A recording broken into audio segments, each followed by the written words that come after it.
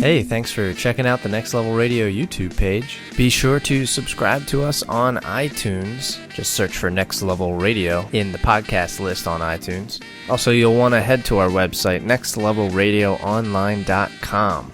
There you'll find other interviews and podcasts, plus event coverage, as well as blogs for all of our staff. Don't forget to also check out our social media pages, facebook.com/nextlevelradioonline, and Twitter is @NXTLevelRadio. Again, I want to thank you for listening, and hope to see you again soon. By the way, Hamish Linklater. That's it. That's the guy here thinking of. That's it. Wow, that's probably going to pick up. Who's backing up? I know. What are you getting, a delivery? Yeah. Right. Yeah, just come on in, fellas. Put it right there. Hey there, this is Jimmy Simpson. Hi, it's Selena Jade. This is Kevin Murphy. And you are listening to The Showcast on Next Level Radio. Next Level Radio. Have fun. Welcome, everybody, to another episode of the Showcast here on Next Level. I am Ben Beck with a frosty, not your father's root beer, not a sponsor, by the way, joined by Adam Gorey. I thought you were going to call me Frosty. I was like, wait a second. We just started this podcast. I know. Already calling me names. I know. Well, you know, it's better to get started early than to... Yeah, get it out of the way. Till late. Yeah. No Steve this week. He is at a makeup baseball game. I believe that's where he's at, right? Yeah. He covers baseball. I think we have covered that on the podcast before. Yeah. But yeah, I guess one game got rained out. And I think because that game got rained, I don't know if it's the same one, but I know there was question of whether or not he was going to make it to the screening of Entourage that he had signed up for because he had a game. That game that he was supposed to go to got rained out, so he could go see Entourage. And then when he went to see Entourage, the movie didn't work, so he didn't get to watch the screening anyway. Yeah. Oh, well. It all comes around. Such is life. And now he's missing the podcast because of possibly that same game. And it might also be raining where he is, too. Yeah. So the game might get rained again. So, but either way, the show must go on. We're back to the original dynamic duo, if you ask me. Don't ever call us that again. Oh, sorry, I will never do that. But it is a packed podcast, even though we are without Steve. We have two great interviews that we're going to be bringing to you back-to-back, actually, a little bit later on in the podcast. The first one with Grant Bowler, in which Steve and I got to talk to. He is the male lead from Sci-Fi's Defiance. He was a great interview, so you'll get to hear that interview in full, followed right directly after with the interview that Adam and I had the chance to do with Whose Line Is It Anyways, Ryan Stiles, the fourth member of the Whose Line crew that we got to speak to. Yeah. The other, earlier this year, because I went back on the CW to watch some old shows from this year, even though they also have Drew Carey episodes online, which is great. But one of the episodes this year, Ryan couldn't make it, so Greg sat in for him. Well, that's a nice replacement. Yeah, exactly. So, yeah. nextlevelradioonline.com/interviews. There you go. Did I think Greg actually told us about that episode before when we were talking to him? I think he might have mentioned there was one that Ryan couldn't make it. Yeah, so I think he might. filled in. Yeah, you might be right. So, but go back and listen to that interview anyway, because it's a great interview. Yeah, as is Colin and Brad. Yeah. Oh, I can't wait till November. I really can't. I know. I can't wait. I can't wait till next week when I get to go see TJ Miller. Yeah, and then you and Steve Steve are going to get the chance to go get to meet him too. Possibly, yeah. As long as as long as that doesn't fall through. Yeah, hopefully, fingers crossed. Yeah. By the way, again, I guess we'll mention if you want to go see him next week with me and Steve, steelstacks.org for tickets. TJ Miller, that is. Yeah. So he was a fun interview too. He was a good time. I just watched over the weekend, and I don't know why. I think TJ Miller was the only reason I went back and I watched it. Yogi Bear 3D? No. Oh. The Mucinex commercial. No, I went back and I rewatched Age of Extinction, Transformers. Oh, yeah. It's so bad, even the second time around. That would be the only reason they'll go back and watch it, though.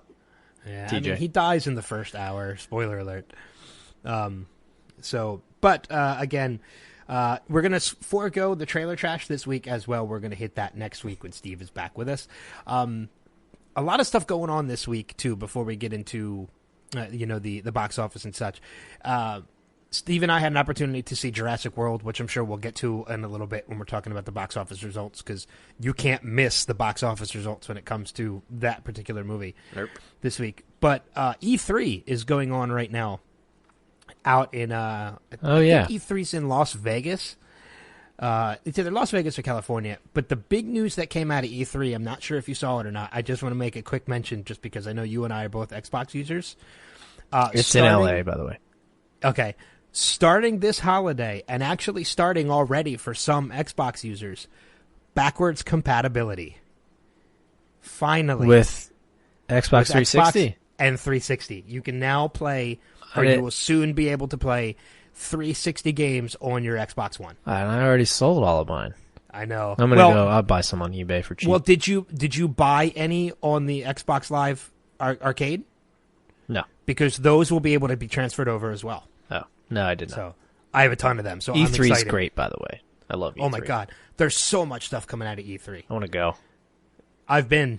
Oh, have you? And it is amazing. Oh.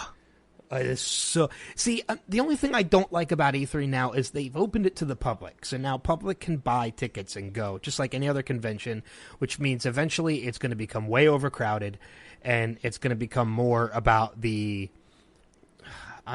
commercialism of it. Yeah. When I went to E3, I was working for Microsoft at the time, so Microsoft gave me the option to go, and I was going to turn that down. And it was great because you got to rub elbows with all the people. It wasn't overly crowded because you needed to be invited to be there. So they controlled how many people were there. With all the stuff that was there to try, I got to try everything because there wasn't a lot of people there. Yeah, it's going to get way crowded. It'll be like a Comic-Con. It's going to become like San Diego Comic-Con. Yeah. Exactly. So I don't like the fact that it's open to public now. I wish they still would have left it to you had to know somebody in the business to get in. But it's still a cool event to go to. There's a ton of great stuff that comes out of it. It's going to be going on for the next 2 or 3 days, so keep an eye online. There's a ton of stuff that you'll get to see. I would like that if and only if they would give us press passes. If they won't give us press passes, by all means, open it to the public so I can go. Oh, yeah, that works too. But let's continue on with the podcast and let us hit the box office for the week.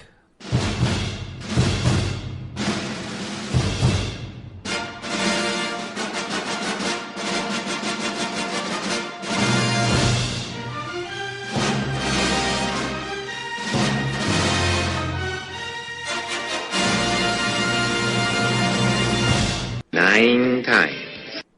I already know, pretty sure at least, what the number one movie is, but give us the rundown of the box office this week. Well, you're going to have to wait. That's what we call a teaser.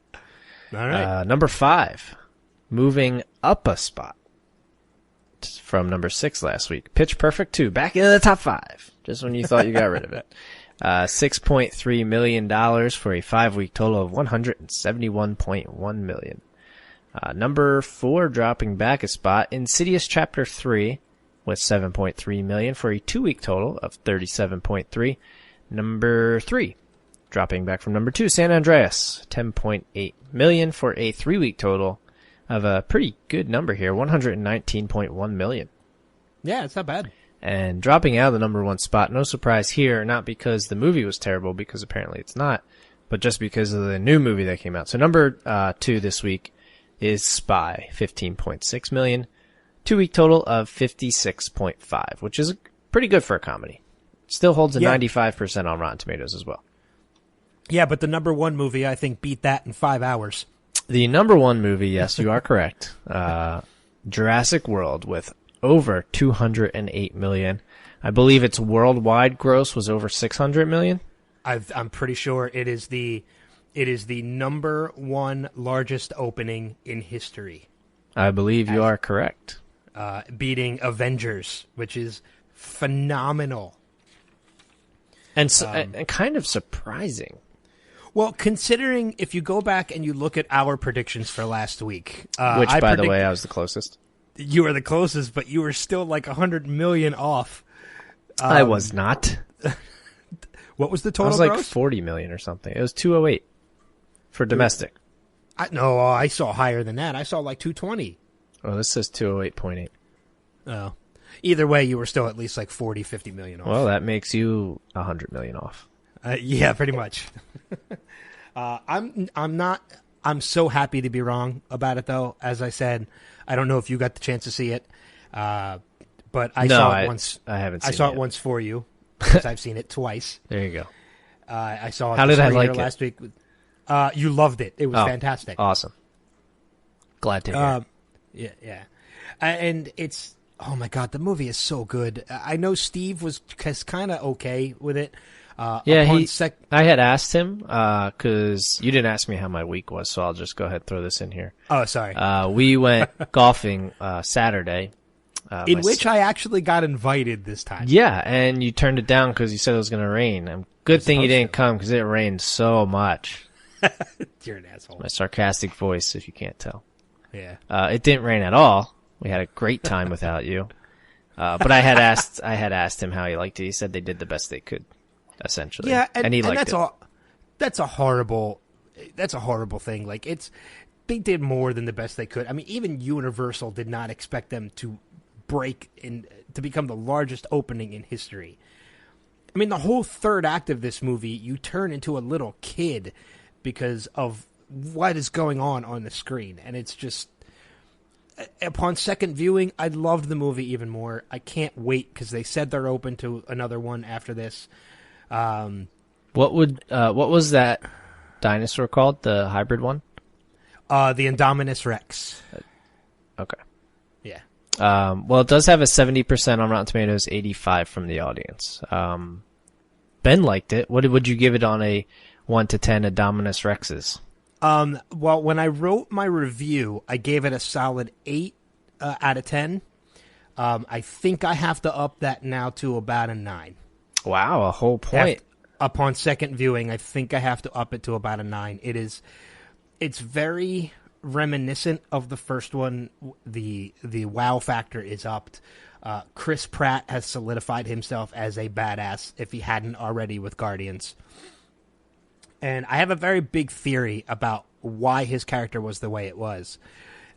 Very quickly, I know there was talks about making Chris Pratt the new Indiana Jones when they reboot the series. And a lot of people didn't think he could handle it because of the sarcastic nature. They knew he could handle the action, but the sarcasticness he had in Guardians they thought was a little too much for Indiana Jones. So Spielberg pushed to get him into this movie, and they upped the action, they downplayed the sarcasm. He's still got a couple lines here and there because it's Chris Pratt. But you can completely see Chris Pratt as Indiana Jones through this movie. This was Spielberg's way of saying, you know what? I believe in this kid to be Indy. I'm going to prove it to you. And that's exactly what he did with this movie. Well, he is that confirmed, the whole Indiana Jones thing? There's nothing confirmed with it yet, but it's rumored that they want him to be the next Indy. Well, and I'm perfectly fine with it now. Well, they learned their lesson since they decided to keep pterodactyls in it. You and the damn pterodactyl. By the way, the most recent Jurassic Park film, Jurassic Park 3, its box office weekend was $46.7 million. So times that by 5. Yeah, pretty much. That's what you get. So let's get on to this week's movies.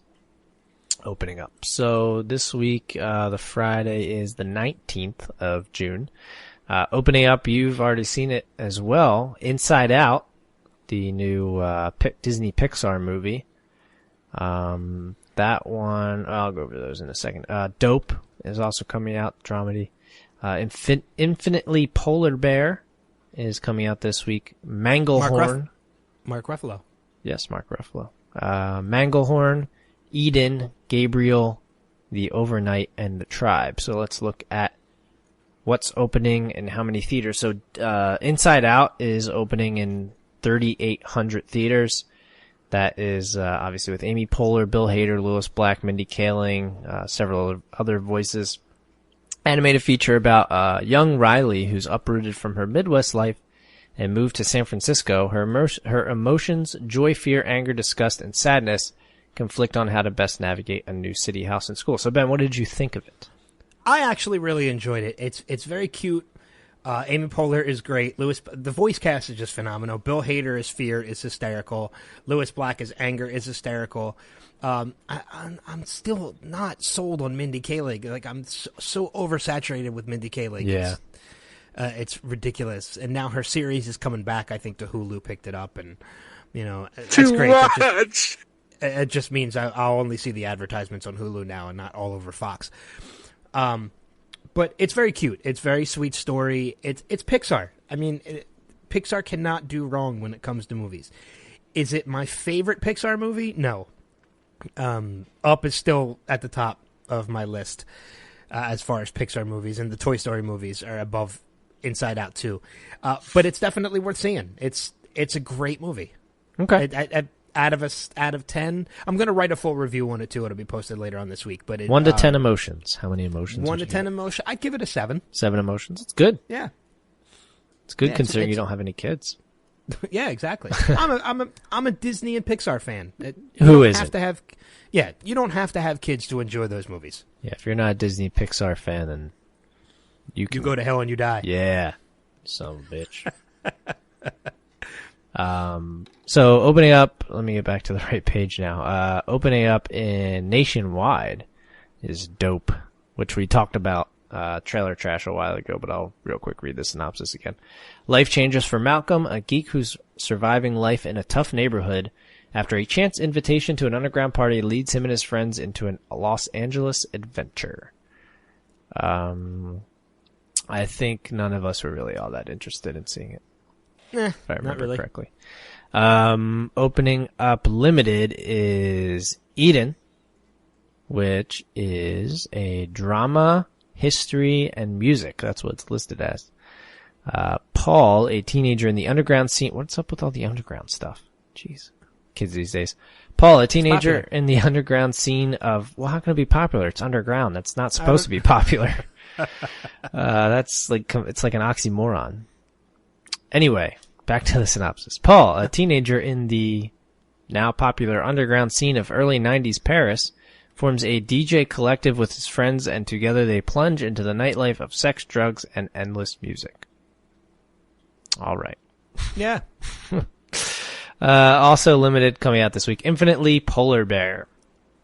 I don't think there's going to be any polar bears in this movie, so I won't be going to see it. But you will see Mark Ruffalo, Zoe Saldana, and a few other people. This is a dramedy about a manic-depressive mess of a father who tries to win back his wife by attempting to take full responsibility of their 2 young, spirited daughters who don't make the overwhelming task any easier. Mark Ruffalo playing the manic-depressive mess of a father, Zoe Saldana playing his wife. Looks interesting. I haven't seen too much on it, but it is limited. So, also limited, The Overnight, which is a comedy with Adam Scott, Taylor Schilling, who you might know from Orange is the New Black, which I believe the newest season just came out a couple days ago. Oh, yep, it's out. Yeah, that is your Great Blumpkin Charlie Brown episode.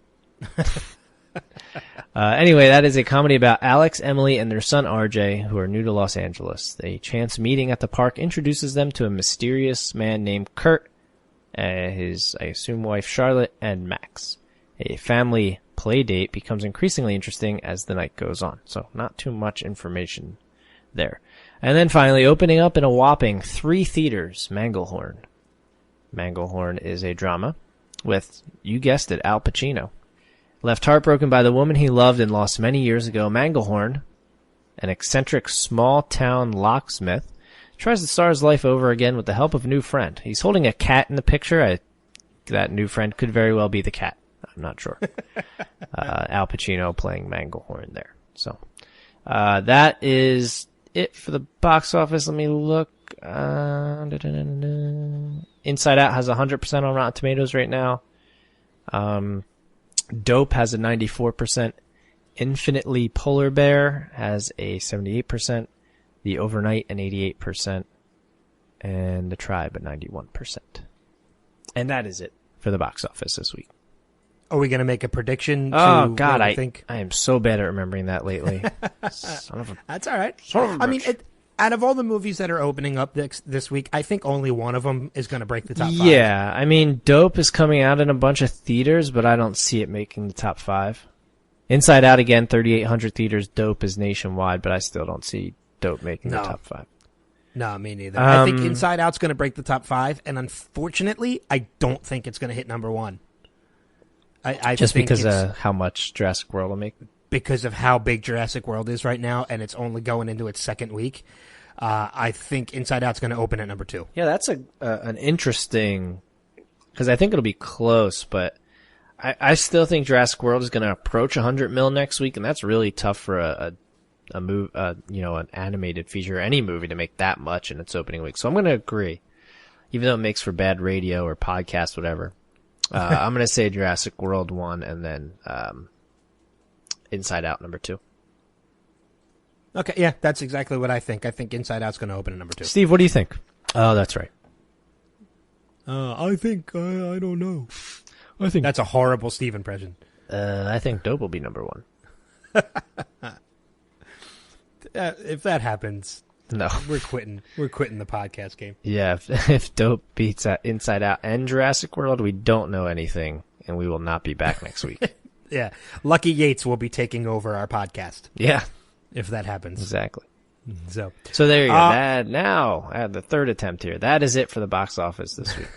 all right, moving on to my end then with the DVD and box office, the DVD and Blu-ray releases. We did the for box week. office. I just closed it out I know, thanks. for the third time. Starting off with Run All Night, starring Liam Neeson and Ed Harris. $26.4 million at the box office. 61% from the critics and 60% from the audience on Rotten Tomatoes. This is another one of those action movies there. Liam Neeson is going around trying to kill people and such. A lot of running. Yeah, all night apparently. Tell you what else to do all night. Heyo.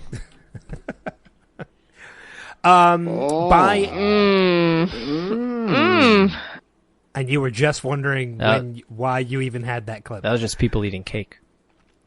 Is it really? No. Oh. It is most definitely not. So, buy Netflix or pass, what would you say from this one? What were the numbers again on it? The Rotten Tomatoes? 61% from the critics, 61 from the audience, or 60 from the audience. So, pretty much a point off of each other, 61 and 60. I'm going to pass. Really? Yeah, Even on the higher that ranking? Yeah, I mean, this to me is it seems forgettable.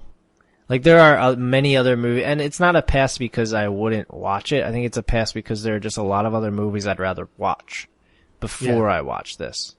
If I'm going to sit down and watch a movie, I'll watch something else. Yeah, I can see that. I do like Ed Harris, though. It's a Netflix for me. I'll check it out when it's on Netflix. I'm not going to go out of my way to buy it or to rent it. But if it's on Netflix and I happen to be looking for something to watch, I might check it out.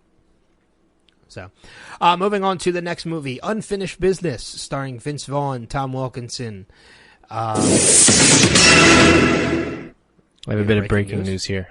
Steve gave me his Jurassic World rating. Okay.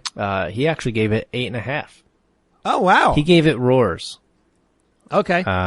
So he doesn't get the Indominus Rex or whatever it's called. Steve gives it 8.5 roars. Okay. That's actually better than my initial review. So. Yeah, there you go. So you didn't think he liked it that much, but he did. No, but I mean, by saying they did the best they could, like that makes it seem like it's mediocre. At least to me. Well, he thought it was the second best one. Well, that's easy. Yeah, that's what I said. You could put a dinosaur river dancing and it would be the second best one. That might actually be the best one. I was going to say I would watch that.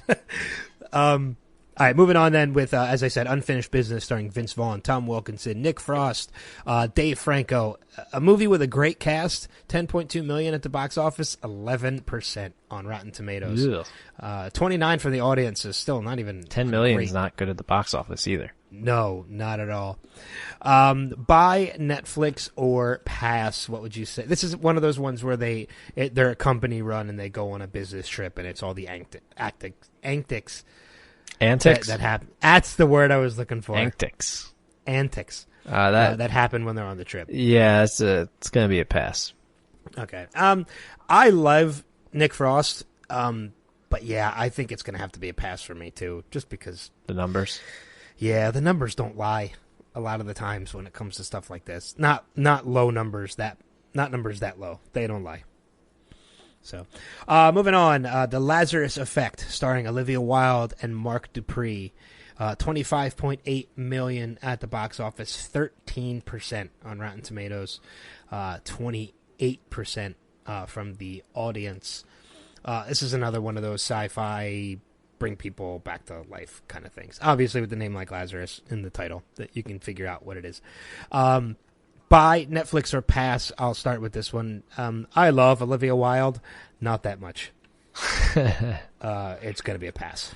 Yeah, I'm not a big horror guy. Not as half as much as you. And if you passed, I have to pass. And I also don't want to ruin my views of Olivia Wilde. Your images of Olivia Wilde. Yeah, I don't want to taint it.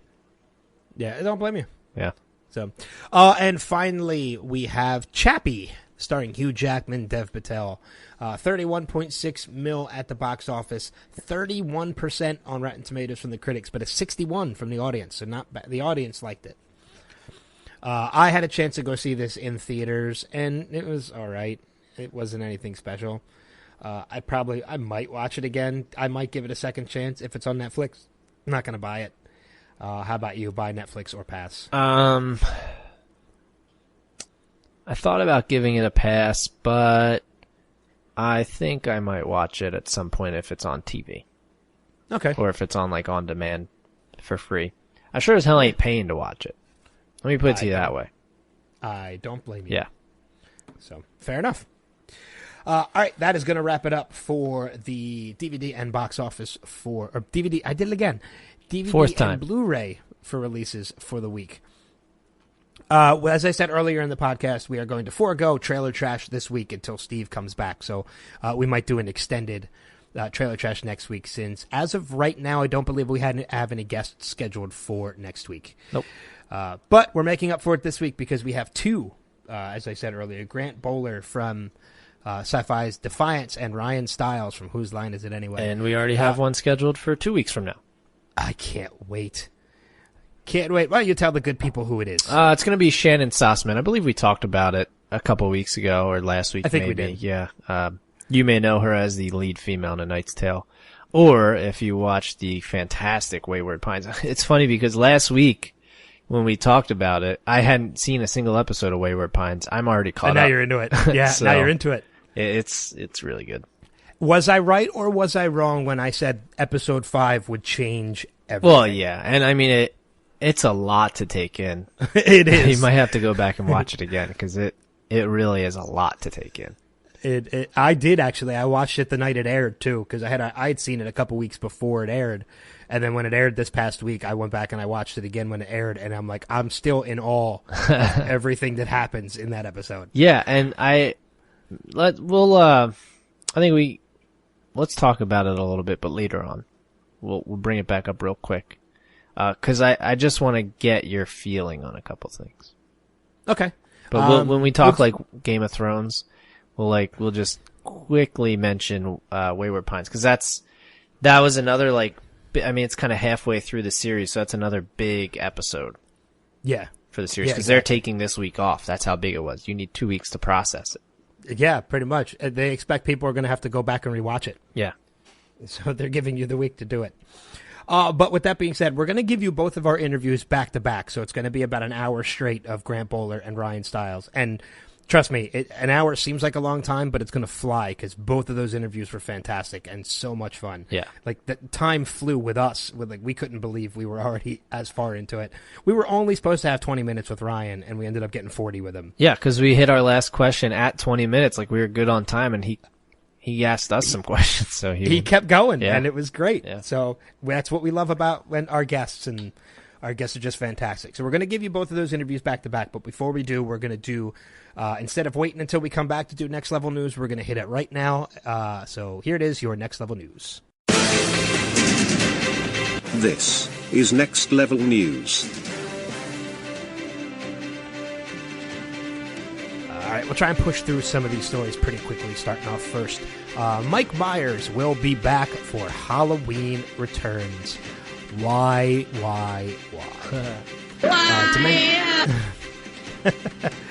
Dimension Films announced that the next Halloween film, Halloween Returns, will start production next month. Marcus Danston will direct, replacing Rob Zombie, who shepherded both Halloween, which was fantastic, and Halloween 2, not so much. How about no, you crazy Dutch bastard? The plot for Returns That's a different is Mike unknown. Myers. Yes. Michael Myers has taken a long break from the big screen, and we know fans are eager to see him return. Bob Weinstein. Who are they co-chair, talking to that are so eager to see him return? His kids. Who are these people? I don't I'd know. like to meet them. Slap them in the face. Yeah, me too, because we've seen enough Mike Myers. It's great. I mean, Both. If you want to bring him Both back, of them. I'm fine with you restarting the franchise. If you want to do that again, that's fine. We don't need another sequel to a horrible sequel. We don't. So Make him have a kid. no, that wouldn't work. Moving on with more movie news. Pitch Perfect 3 to hit theaters in July 2017. No surprise here. Universal Pictures has set Pitch Perfect 3 for release on July 21st, 2017, with Anna Kendrick, who I love, and Rebel Wilson reprising their roles. Pitch Perfect 2 grossed $260 million worldwide in 1 month. Kendrick celebrated the news on Instagram on Monday, pretty much taking a picture of herself holding up the number 3, but holding up her finger. Huh. So that's original. Yeah, there we go. Pitch Perfect 3 is the second title dated for July 21st, 2017. Fox also has an untitled cartoon set from DreamWorks and Blue Sky on that date. Untitled cartoon. I hope it's How to Train Your Dragon 3. It kind of has to. That's got to be, I would think. Yeah, around that time it would have to. Yeah. I love this story. Chris Hemsworth is joining the Ghostbusters reboot, and you'll never believe what role he took. I guessed it right, too, before I even read the article. Marshmallow Man?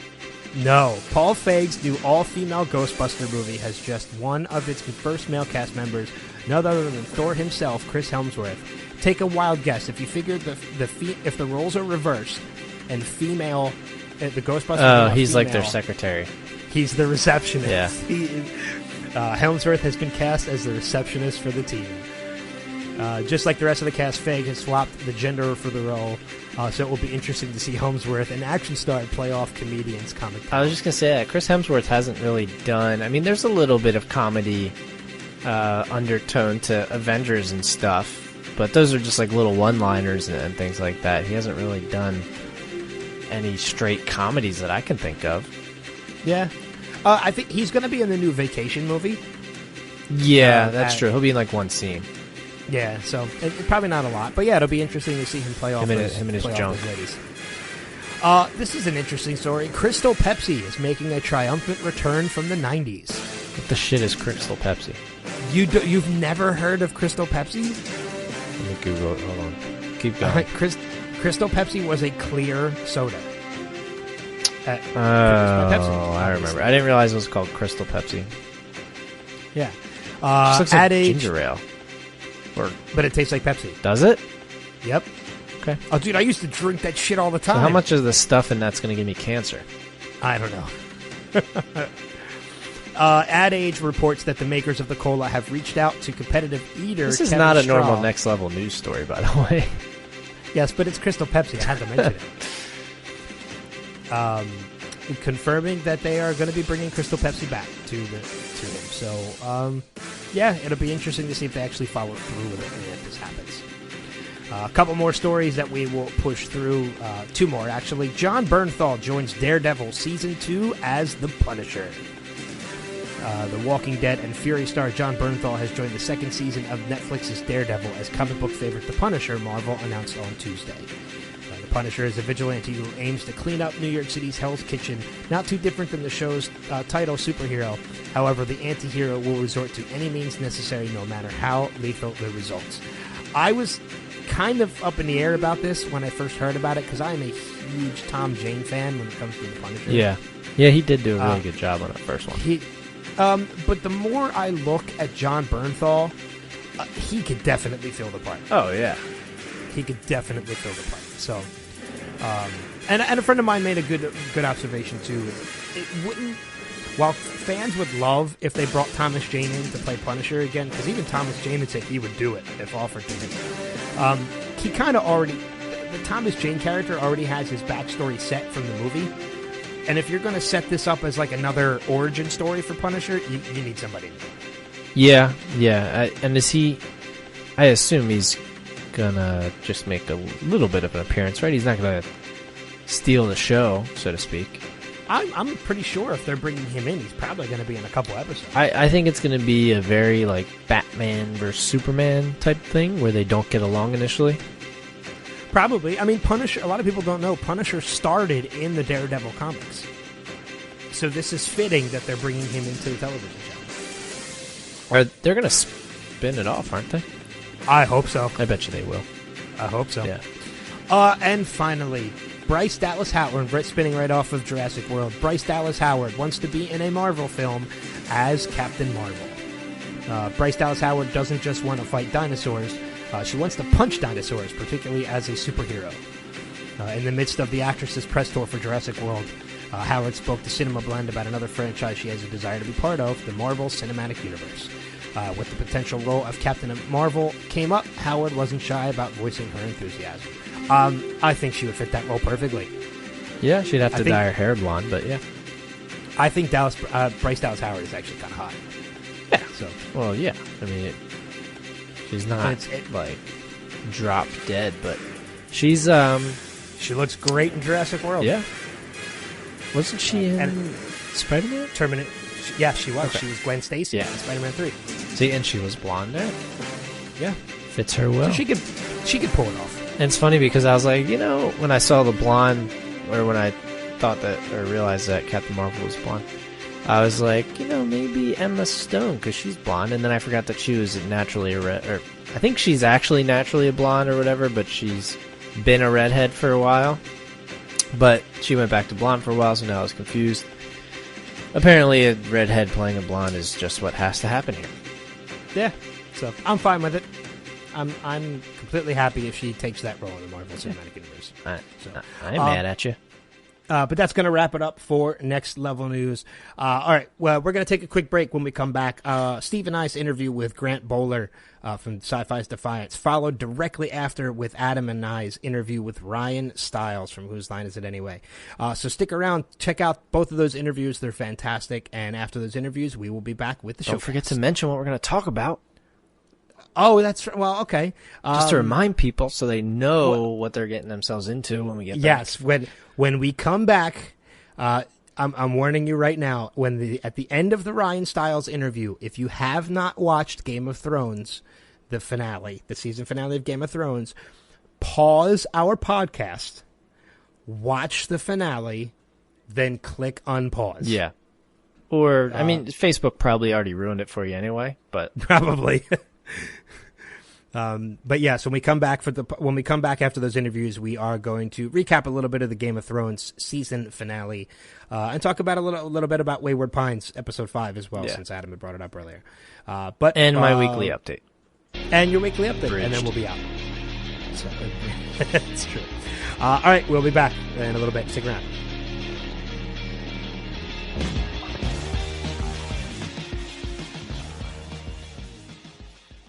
Hi, this is Todd Glass, and why don't you go look me up on YouTube so you're familiar with my work, so this station identification means something to you. You're listening to Next Level Radio. Did you go do the thing that I said?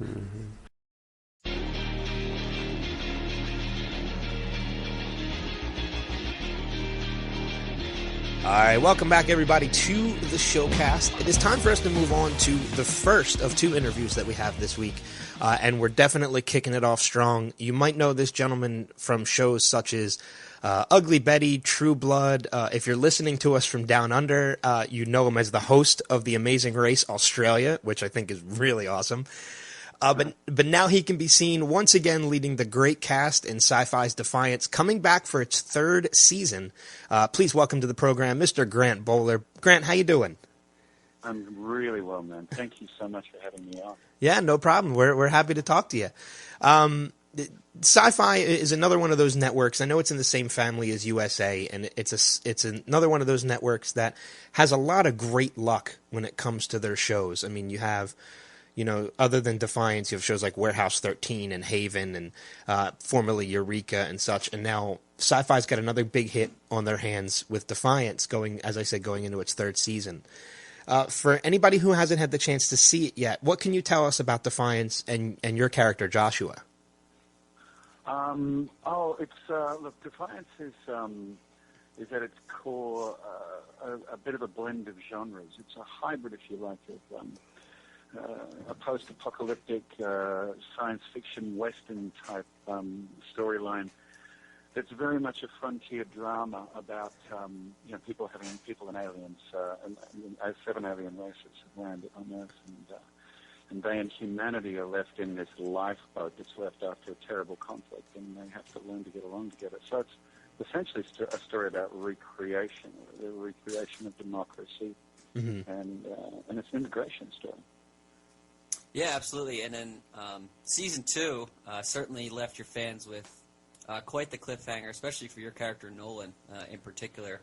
I'm not sure exactly. I've had the honor of being able to get a screener for season 3, so I've seen the premiere actually. I'm not sure how much you can divulge, but what can you tell us about what's coming up here in season 3?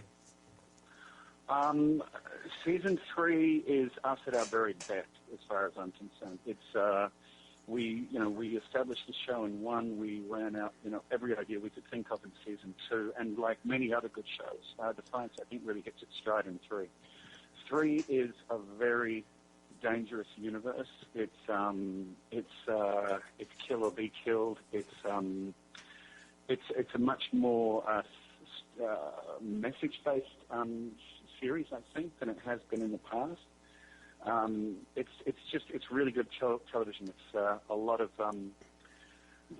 every episode has a meaning for me. I get to the end of an episode and I think this one's about redemption, this one's about family, this one's about culpability or guilt, or they're fantastic, riveting episodes, and they all tie together. So I'm really proud of it. We're just finishing off the last episode, and I think it's the best work we've done yet. That's awesome. And certainly, like I said, I got the chance to see the premiere, and certainly starts strong. I think we can certainly say that with some certainty. And you've also added some 3. At least in the premiere, they seem like they're going to be pretty prominent characters this season. And Lee Tergesen, who plays Larrick in The Americans, for people who might have seen that show. You've added Nicole Galicia as well, and Conrad Coates, who I believe they're playing a father-daughter, is what I got from the premiere combination. That's exactly in the show. Right. Yeah. Yeah. So what do you think they're going to be able to bring to the show and the viewers this year? Oh, look, both parties are protagonists. So Lee is coming in as a character called Rumtuck, who is an immediate and very physical threat to the town of Defiance. And he's fantastic. He brought so much energy and wit and humor to the role. He was really a treat to have on board, Lee. And Conrad and Nicole are a more kind of series-long mystery, if you like, whether or not these two characters are going to be for the betterment of our world or for the detriment. And they've been fantastic. That father-daughter team echoes, if you like, the father-daughter relationship of my character and Arissa, Stephanie Leonidas' character. Absolutely. And they provide this wonderful counterpoint to what's going on with Nolan and Arissa. So it's working really well on a number of levels, and they're all, we're very, very lucky and blessed, and we've got, very strong actors coming in who have provided us with an enormous amount of their talent. We also have Linda Hamilton back this year. Nice. Yeah, it's just a treat, and he's such a dream to work with. We revisit some old friends as well, and a couple more along the way. But it's a very strong season, and the actors that are coming in have been fantastic. Yeah. I know, looking back at your career and, a lot of the stuff that you've done, it seems like a bit of almost every kind of role. I know you've done comedy, you've done action, now you're working on sci-fi. What was it about Defiance, like when you read the script and such? What was it that really turned you on to wanting to take this part? It was a role I hadn't played before, and one I'd always wanted, and that was the main thing. And then the story of the show was one I hadn't seen before. You know, I hadn't seen that show before, and I loved how seamlessly the show blended the Western elements and the post-apocalyptic with the science fiction. Yeah, that really turned me on, and then finally the father-daughter relationship was the best father-daughter relationship I've ever seen drawn in a television show. I've always been fascinated with it. Yeah. I know another thing I'm very curious about, too, and this is something I've been curious about for a long time, not just for your character, but in general. I'm a pretty decent gamer, and I'm curious what it was like, or how you feel about knowing the fact that you're actually a video game character now. Oh man, that was a treat, because I'm the same. I am a huge video game junkie, and for me to kind of A, be involved in and B, have my own character in a video game, was amazing. The fact that we linked a show and a game together was wonderful. It's always for me been the next step, and I was really proud of us for doing that. It's just really cool, and seeing yourself 3D rendered as an actor. For 25 years, I've seen myself filmed, and watching that has kind of become natural to me in a really strange kind of a way. But seeing myself 3D captured for the first time was really strange. It was like the first time you hear your own answer machine message back. Okay. When you think, I don't sound like that, but you do. And, yeah. And it was that moment all over again for me. It was wonderfully new. I felt like it was the beginning all over again. Have you played the game itself, just to try it? Yeah, of course. Okay. Oh yeah, man. Yeah. And I'm one of the poorest first or second person shooter gamers out there, but I've run around in that world endlessly. I've met my guy. There was one time I was up in San Francisco, and the guys at Tryon had made me play a character with a Nolan skin, and I was podcasting. So in the 1 hour, I was me playing me, meeting me in the game, and all of that was filmed and shown to a live audience, and that was just astounding. That sounds like it had to be a lot of fun. I thought the world was going to end at one point. It was so many confluences of me. I did hear you mention that you have seen yourself at least filmed for 25 years. You've also worked in, but not only the United States, but Australia, New Zealand, which is where you're from, and Canada as well. I'm curious, can you tell us about some of the differences between the international film world and I guess what we're used to here in America, or what you like about them? I'm just curious about how they're different. And that's a really astute question. They are different, and every kind of shooting culture is different. What's equally amazing to what's different about it is what's the same. The process of actually going from getting into work in the morning, shooting scenes, the departments, the names, the terminology, the process itself stays the same across every single country, all around the world, no matter where you are. And it's incredible to me that is the case. But what it just goes to show is that for 100 years we've been making film and television, and we've just found the way to do it. And there is actually no other way to do it better.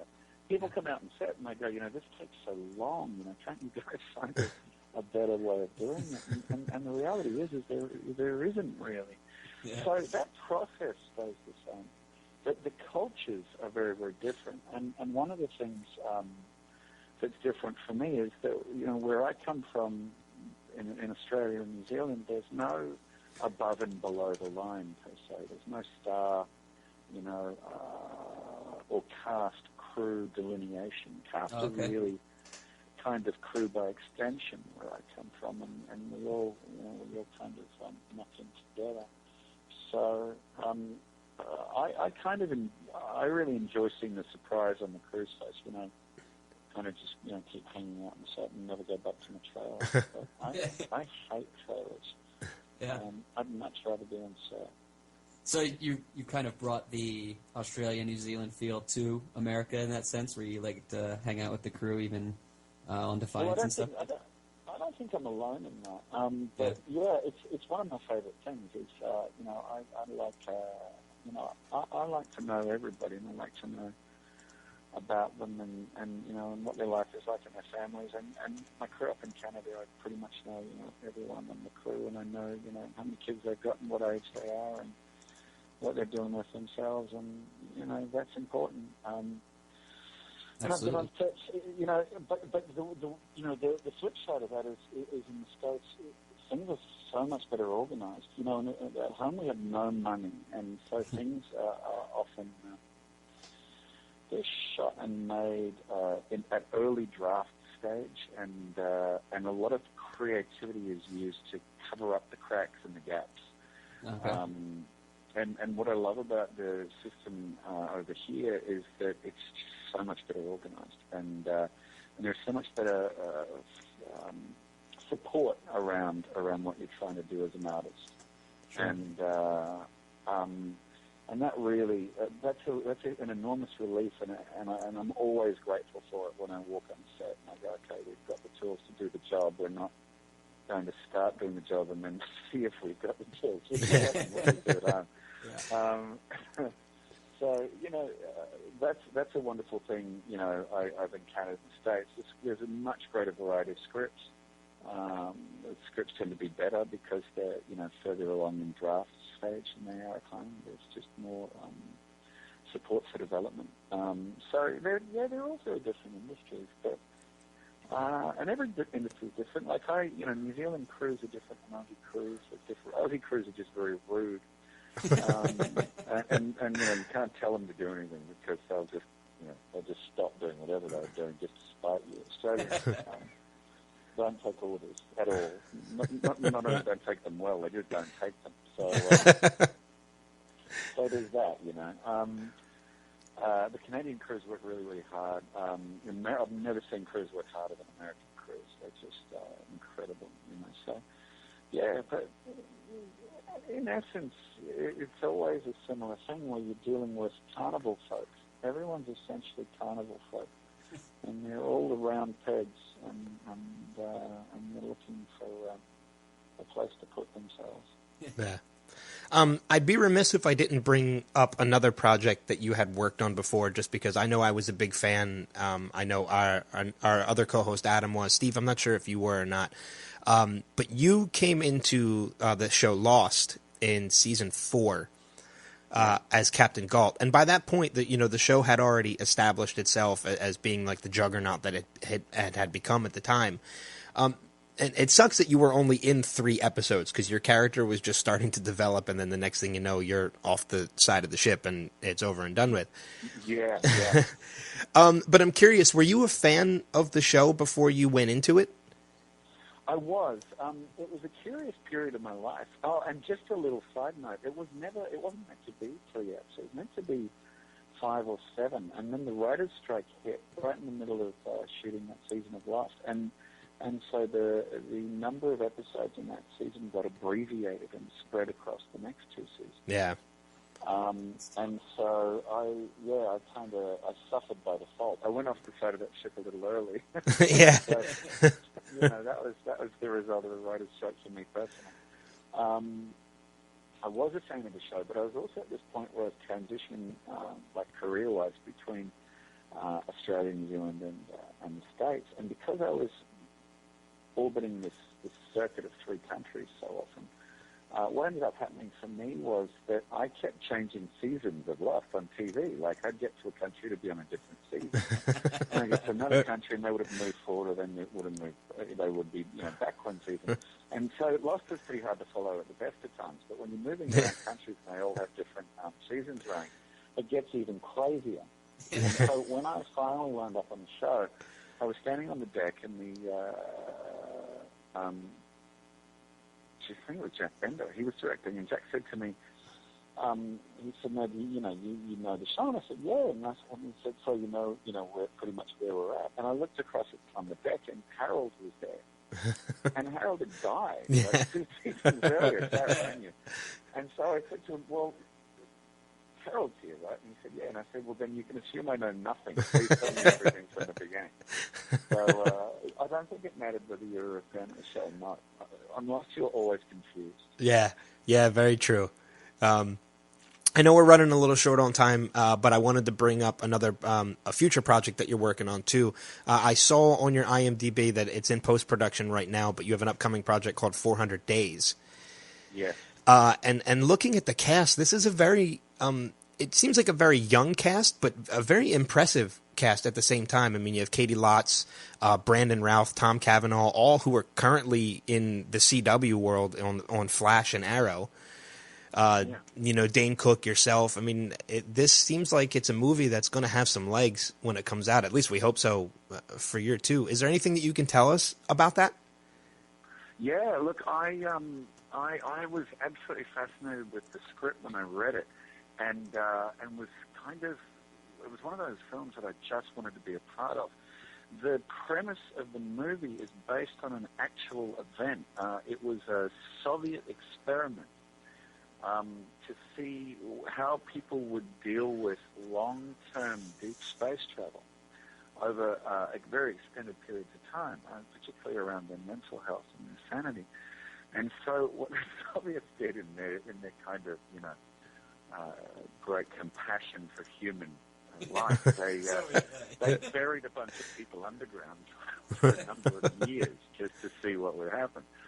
And 400 Days is based around that idea, this experiment of a certain number of days of simulated deep space travel where people are completely isolated and cut off. Yeah. Yeah, it's a very interesting premise. I mean, and again, it stays with the sci-fi world that you're kind of in now, so it's, kind of a lateral move to that. But are there any kind of release dates? Is it later this year? Is it going to be 2016? I'm not 100% sure. I would anticipate either close to the end of this year or early 2016. But I've seen an advanced, I think not yet mixed, cut, and it was looking fantastic. It was looking absolutely brilliant. I think it's. I'm really excited about it. So, and it's right up that wonderful kind of sci-fi, psychological thriller realm that I love so much. Yeah. Ever since Blade Runner kind of destroyed my life. I'm hoping that means in a good way. Blade Runner kind of destroyed your life. Yeah, okay. In the same sense. And I've watched it probably 45 times since. I'm hopeless and junkie. Yeah. Well, I know we're going to let you go, but one last question before you go. You said earlier that you're a gamer. What are you playing right now? I'm just curious. I'm not. Oh, okay. The only thing I can get on at the moment, because I'm shooting 15 hours a day, is occasionally I sneak onto World of Tanks and blow up a couple of because I can pick it up and put it down in 8 minutes, but don't tell work because I'm experienced there. It's our secret. We won't tell anybody. So, well, we're going to definitely send people your way to follow you on Twitter at Grant Bowler. And follow Defiance as well at Defiance World on Twitter. Defiance, as I said, returns this Friday, June 12th, with a 2-hour premiere starting at 8 o'clock Eastern Time. And you're also Sci-Fi's also debuting 2 new shows right afterwards, I believe, as well, in Killjoy and Dark Matter, which are going to be at 9 and 10 o'clock. I think the following week they're going to be starting up. It's going to be a fantastic Friday night. Yeah, it sounds like it. I've been a fan of sci-fi for years, so I'm definitely going to, we're going to keep watching Defiance. We're going to check out these new shows, and maybe around the time that 400 Days comes out, we can have you back on and talk to you a little bit more about the movie. Oh, I'd absolutely love that. Yeah, and I'd love to hear what you guys would think. Yeah, of the film. That'd be brilliant. Yeah. And also what you thought of the season by then. Oh yeah, because the season will be over by then, so we'll talk to you a little bit more, and then hopefully maybe get some hints at season 4, which we hope there is going to be for around Definitely that time. For sure. So Love that idea. All right, Grant, thanks again for joining us. This was a great time. Thank you so much for having me. All right, guys, we are going to take another break, and we'll be back with the Showcast right after this.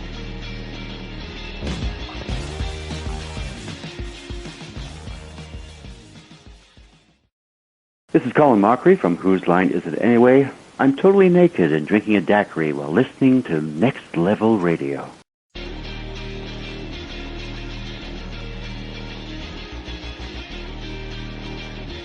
All right, everybody, we are back with the Showcast after that break. Like we said earlier on in the program, this is a twofer this week, and this gentleman is certainly somebody we are very excited to speak with this time around. Earlier on, last year and earlier this year, we've been lucky enough to speak with Colin Mockery and Brad Sherwood and Greg Proops, who were all great guests, but this guy is one of my personal favorites. From Whose Line Is It Anyway, airing Fridays on the CW at 8 o'clock. Please welcome to the Showcast, Mr. Ryan Stiles. Ryan, thanks a lot for joining us. Wait a minute, you had those guys on before me, so you're kind of saving the bottom of the barrel. Well, no, we're not.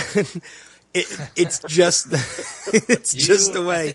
I think you were originally unavailable. Yeah. What, is Josie Lawrence not available? Well, we were originally trying for Clive, but that was a little harder to get to. Yeah, Clive's a lawyer. Clive would never do this. Yeah. Don't tell any of the other guys because I didn't, but you are my personal favorite on the show. So we saved the best for last. Yeah, there you go. I'm going to listen to reruns of those shows to say you probably said the exact same thing to Colin, but I'm going to check it out. Getting started a little bit on the interview, I know a lot of people don't know about you, and I didn't even really know until we started, reading into you a little bit more. Is you're primarily known for improv comedy, but you actually got your start at a very young age performing stand-up. Yeah, I did. I actually quit high school to do stand-up in 1976. I was up in Vancouver. I was growing up there, and I think the drinking age at that time up there was 19, and I had fake ID to get in to do stand-up. So I think I was 16 or 17. And it wasn't stand-up wasn't really popular at that time. People did, there wasn't a stand-up club in every city, and it was kind of that David Brenner era around there. So it wasn't, when we did it at clubs and stuff, people really didn't know what it was yet. Yeah. So it was kind of fun before everybody started doing it. And then, everybody started doing it. It wasn't as much fun. And I didn't like writing. That was my hardest. That was the hardest thing about stand-up for me. So when I got into improv, it was perfect because I could still be funny, but I didn't have to write anything. Yeah. So I'm assuming it's pretty safe to say then that you stick primarily to improv now. You don't still go out there and try stand-up at all? I do. I mean, I have my own theater where I live here, so I'll go out and, sometimes go out before the show and warm up the crowd, but I don't think of it as stand-up. But I guess I am doing stand-up. I kind of have to give me the light in my own theater. But, I'll do 20 minutes, but it's not prepared stuff. It's just kind of talking to the crowd. But, it's a whole different feeling walking out doing improv. And when you come out as a stand-up, they kind of realize you've worked in your material, and there's kind of a make-me-laugh kind of attitude. But when you come out as an improviser, they realize they're responsible for what you're doing. So it's a much warmer feeling, and they want it to work because, they're behind you on it. But, I prefer it. I don't think I'd want to go back to stand-up now. Yeah. And you mentioned your theater that you opened, Up Front Theater, and that's in Bellingham, Washington, right? Yeah, we're in our 11th year when Drew and Whose Line kind of ended. Well, Whose Line ended the first time. It's back again. It won't go away. But when those two shows ended and I, was here permanently, I got tired of either going to Vancouver or Seattle to do improv. So there was a lot of people. It's a university town. There was a lot of people doing improv here. So I built the theater and they run it. And I just drop in and do shows. So it's perfect. Yeah, how often do you get a chance to actually join in on the shows there? I'll be there tonight. I go every Thursday if I'm in town, and they have kind of Thursday is kind of Harold Longform night, so I kind of do that. People think I do games all the time because of Whose Line, but I prefer not to do games. I kind of like to do scene work, longer form work. So, and on the weekends they have set shows, so I don't usually go out on the weekends. I got kids and stuff, but every Thursday I'm usually down there. At least once a week I'm on for sure somewhere. And is it all mostly improv, or do you guys have some stand-up people there as well? And I think like two Thursdays at the 10 o'clock show a month they have stand-up. So we do it like twice a month. But it's not known as a stand-up club. It's more of an improv sketch kind of place. So. That's cool. Has anybody, that started there maybe and kind of grown on and gone on to do like bigger theaters and things of that nature? I have a lot of people that moved away to do improv other places, to Chicago and New York and Los Angeles, and no Steve Carell's or anything. Yeah, but they're all That's still pretty pretty cool, young, though. So it's cool. And some come back and some stay, and we revolve all the time. We lose members and we get new ones, and it's kind of cool. It keeps me young because I'm working with the younger people all the time. So, I kind of like it. And they all grew up watching Who's Line, so. I was going to say, Drew came up for a show before, hasn't he? Drew's been up, Colin's been up. They've all been up. All the guys have been up. Greg cool. Proops has done his podcast for my theater, I think, 2 or 3 times. So, they've all done it at one point or another. Okay. And you mentioned that, that people expect you to play games and stuff like that and because of Who's Line. And I want to switch to that just for a minute because obviously it's what you're known for. So you can't really avoid it as much as we'd like to talk to you about, stuff that people don't talk to you about. But I'm curious. Over the years, you've done over 200 episodes of Who's Line. You did the iteration. You started with Clive, went through Drew. Now you're with Aisha on the current iteration. You've done a ton of different games throughout all that time, and I think you've made no bones about it. At least from what I've seen, definitely through the Drew years, that one of your least favorite games is the Hoedown.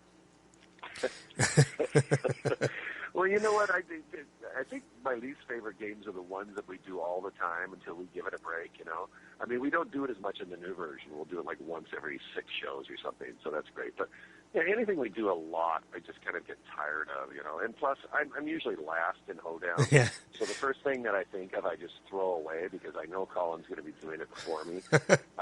It's just after a while, it just gets to, I actually prefer games that aren't like that. I prefer games that are kind of more scenic, where we're playing a scene rather than props or something like that. But it changes all the time. If I do a game a lot, I get really bored of it. If we leave it for a while, we come back to it, then it's kind of exciting to get. But I don't, Hoedown for years, we did every show. Yeah. After a while, it's like, give me a break, please. I mean, for a while, it seemed like that's how you guys would end the show. Yeah. For a while. It's not necessarily how we end the show while we're taping it, because we usually get 2 or 3 shows out of every taping, So, while we're taping, it might be in the middle of the show, but he usually ended the show with it for sure. But back, especially in the old days in the English version. But we got a lot of new games now, so it's kind of nice that we've kind of switched it up a bit. Because you do get bored doing the same stuff all the time. Yeah. And also, you're going to get same suggestion. Eventually, you're going to have to change. If you get plumber, you're going to have to find 9 different ways to do plumber because you can't do the same stuff all the time. It seems like we don't want to do that. Yeah. It seems like you guys do Helping Hands a lot on the new, at least this season. Do you get tired of that at all, having Colin shove various things in your mouth? It's kind of a little different because I'm usually doing it with someone different. We usually have a guest star doing it. With the guest, so the situation that I'm doing it is different. So I'm usually playing off them, so I'm not thinking about it just being hands, Colin's hands to me, which people forget sometimes that he's making me, lick his fingers. And, it's really, it just occurred to me last year after doing the show for, 15, 16 years or whatever, that maybe he should, during a commercial break, maybe take a shot of Purell or something. I've never thought about it before. I never did in all those years. He's just shoving his fingers in my mouth, and he's not the cleanest of guys, Colin. He's Scottish. Are there? Have you ever choked on anything that he shot? Because it's a miracle that you haven't, at least on camera, that I've seen. Yeah, no, I've almost tapped a few times on stuff I just don't like. I think he shoved the entire. I hate brie for one thing. And he shoved an entire wedge of brie down my throat. And those little onions, those cocktail onions. Yeah. Yeah. He dumped a bowl of that juice down my throat one time. I almost got it. Yeah, I almost cacked on that one. But anything he'll make a burrito and put all these ingredients in it, and then he'll just squeeze it into a ball so the sour cream's just oozing out of it, and then he'll make me take a bite of it. That kind of stuff. If I start to think about it, it starts to make me cack. But if it was real life and it wasn't a TV show, I'd throw up. Yeah. But the fact that it's a TV show and the adrenaline's going, it's kind of different. Yeah, it seems like with a game like that, it would almost be dangerous to tell Colin what you like and what you don't, because it seemed like he would make a focus of the things that you don't. Oh, he's just going to brutalize me any way he possibly can. So, yeah. But you got to remember, my hands are behind my back, so they're really close to his nuts. So he takes it very carefully, Out of all the games that you play, are there any that you find that kind of come easier than other ones? That ones you can just walk into, or you hear that they're going to play it, and you know, okay, I got this down. Like this is going to be easy. I used to like, and people don't think of me as a singer, but I do like the musical numbers. We used to have a thing called Bartender that I really liked. Yeah. We had to sing through, and like even the 3-person, like when we sing one word at a time or whatever. I like that kind of stuff. It's just different, and I like to sing because people don't expect me to do that, so that's always fun. But I kind of dread games again that we play a lot, like First Date or games like that. It's like, oh man, how many ways can I do this? Or Newscast or whatever. It's like, oh God, please don't make me do this. So we're always excited to get new stuff, new games. Even if they don't work, at least we're trying new stuff. Yeah. Because it's for us, it's not like a TV show. It's not like doing 2.5 Men or Drew Carey where we do a scene and then we do it 3 or 4 times again. From an audience standpoint, we never reshoot anything. So we'll do 20 or 30 games a night. So it's like a show for them. It's like a stage show, Yeah. If it works, and when we were selling the show, when I was selling it with Drew here, when it came to America, they said, what if something doesn't work? And I said, we need stuff that doesn't work, because if everything works, nobody's going to believe it's improvised. So, right. It's really kind of a no-lose kind of situation, Yeah, and I've seen, I know it's floating around YouTube, and I have it on my computer as well. I've seen it's probably like a good 45-minute long outtake reel. And it shows a lot of that. It shows a lot of the games that don't work, because somebody screwed up or somebody couldn't think of something off the top of your head. Or in your case in particular, it seems like you swear more than anybody else. Greg probably swears more than anybody else, but I usually get caught at it more than anybody else. Because I make the least amount of mistakes. So, but yeah, no, Greg's notorious for throwing in a fuck here or a fuck there. Yeah. But, we're also playing with the crowd that's there, so if something doesn't work, we're just, fuck, you gotta tell the crowd that you're kind of frustrated, Yeah. But they're with us. They want it to work, so it's not like, and we just redo it. That's usually a game that it's usually a song or something where someone blows a lyric or something. We'll just start over immediately, so. Yeah, and I know you may say you make the least amount of mistakes, but at least when it comes to Colin, you tend to break more than anybody else. Because it seems like he can make you break quite a bit. He just cracks me up. I've known Colin since Vancouver. I mean, we started doing theater sports in Vancouver in, I want to say, 82. So, I mean, that's how long I've known Colin, close to 40 years. So, but at the same time, Colin lives in Toronto. We've talked on the phone in 40 years, maybe 5 times. And I'm not exaggerating. Wow. We just don't keep in touch. So when we see each other once or twice a year, when we do Whose Line, it's like, hey, it's like a brother, that you don't see for a long time. Yeah. But we've known each other for so long, I know what he's doing behind my back. So, but he can, he cracks me up sometimes. He'll say something and it sneaks up on me, and I don't think I'm going to laugh, but he gets me, Yeah, he had mentioned it. Which is what we want to, from an audience standpoint. If they see you're having fun, it's easier for them to have fun, Yeah. But we definitely don't, pimp it and, try to do it. I mean, if he makes me laugh, it's because he's making me laugh, not because I'm trying to make the audience laugh. Yeah, he had mentioned it when we had interviewed him earlier, and I remember it. I remember it as clear as day because it's one of my favorite moments of the show. Just like the tapioca incident, if you remember. Oh, that just got me because and that's the thing. Ricky Ricardo, number one, half our audience isn't going to know who that is. And that song, I know what song Ricky Ricardo sang that sounded like what he was singing, and that's what made it funny to me is the fact that we knew that song, but 80% of the people watching that show had no idea what he was talking about. So that's what made it really funny to me. Yeah. So half the audience watching doesn't remember I Love Lucy, So the fact that he did it to that, and it just cracked me. He's done a few things. It's usually during greatest hits that he gets me. Yeah. He just comes. I think Black. What was it?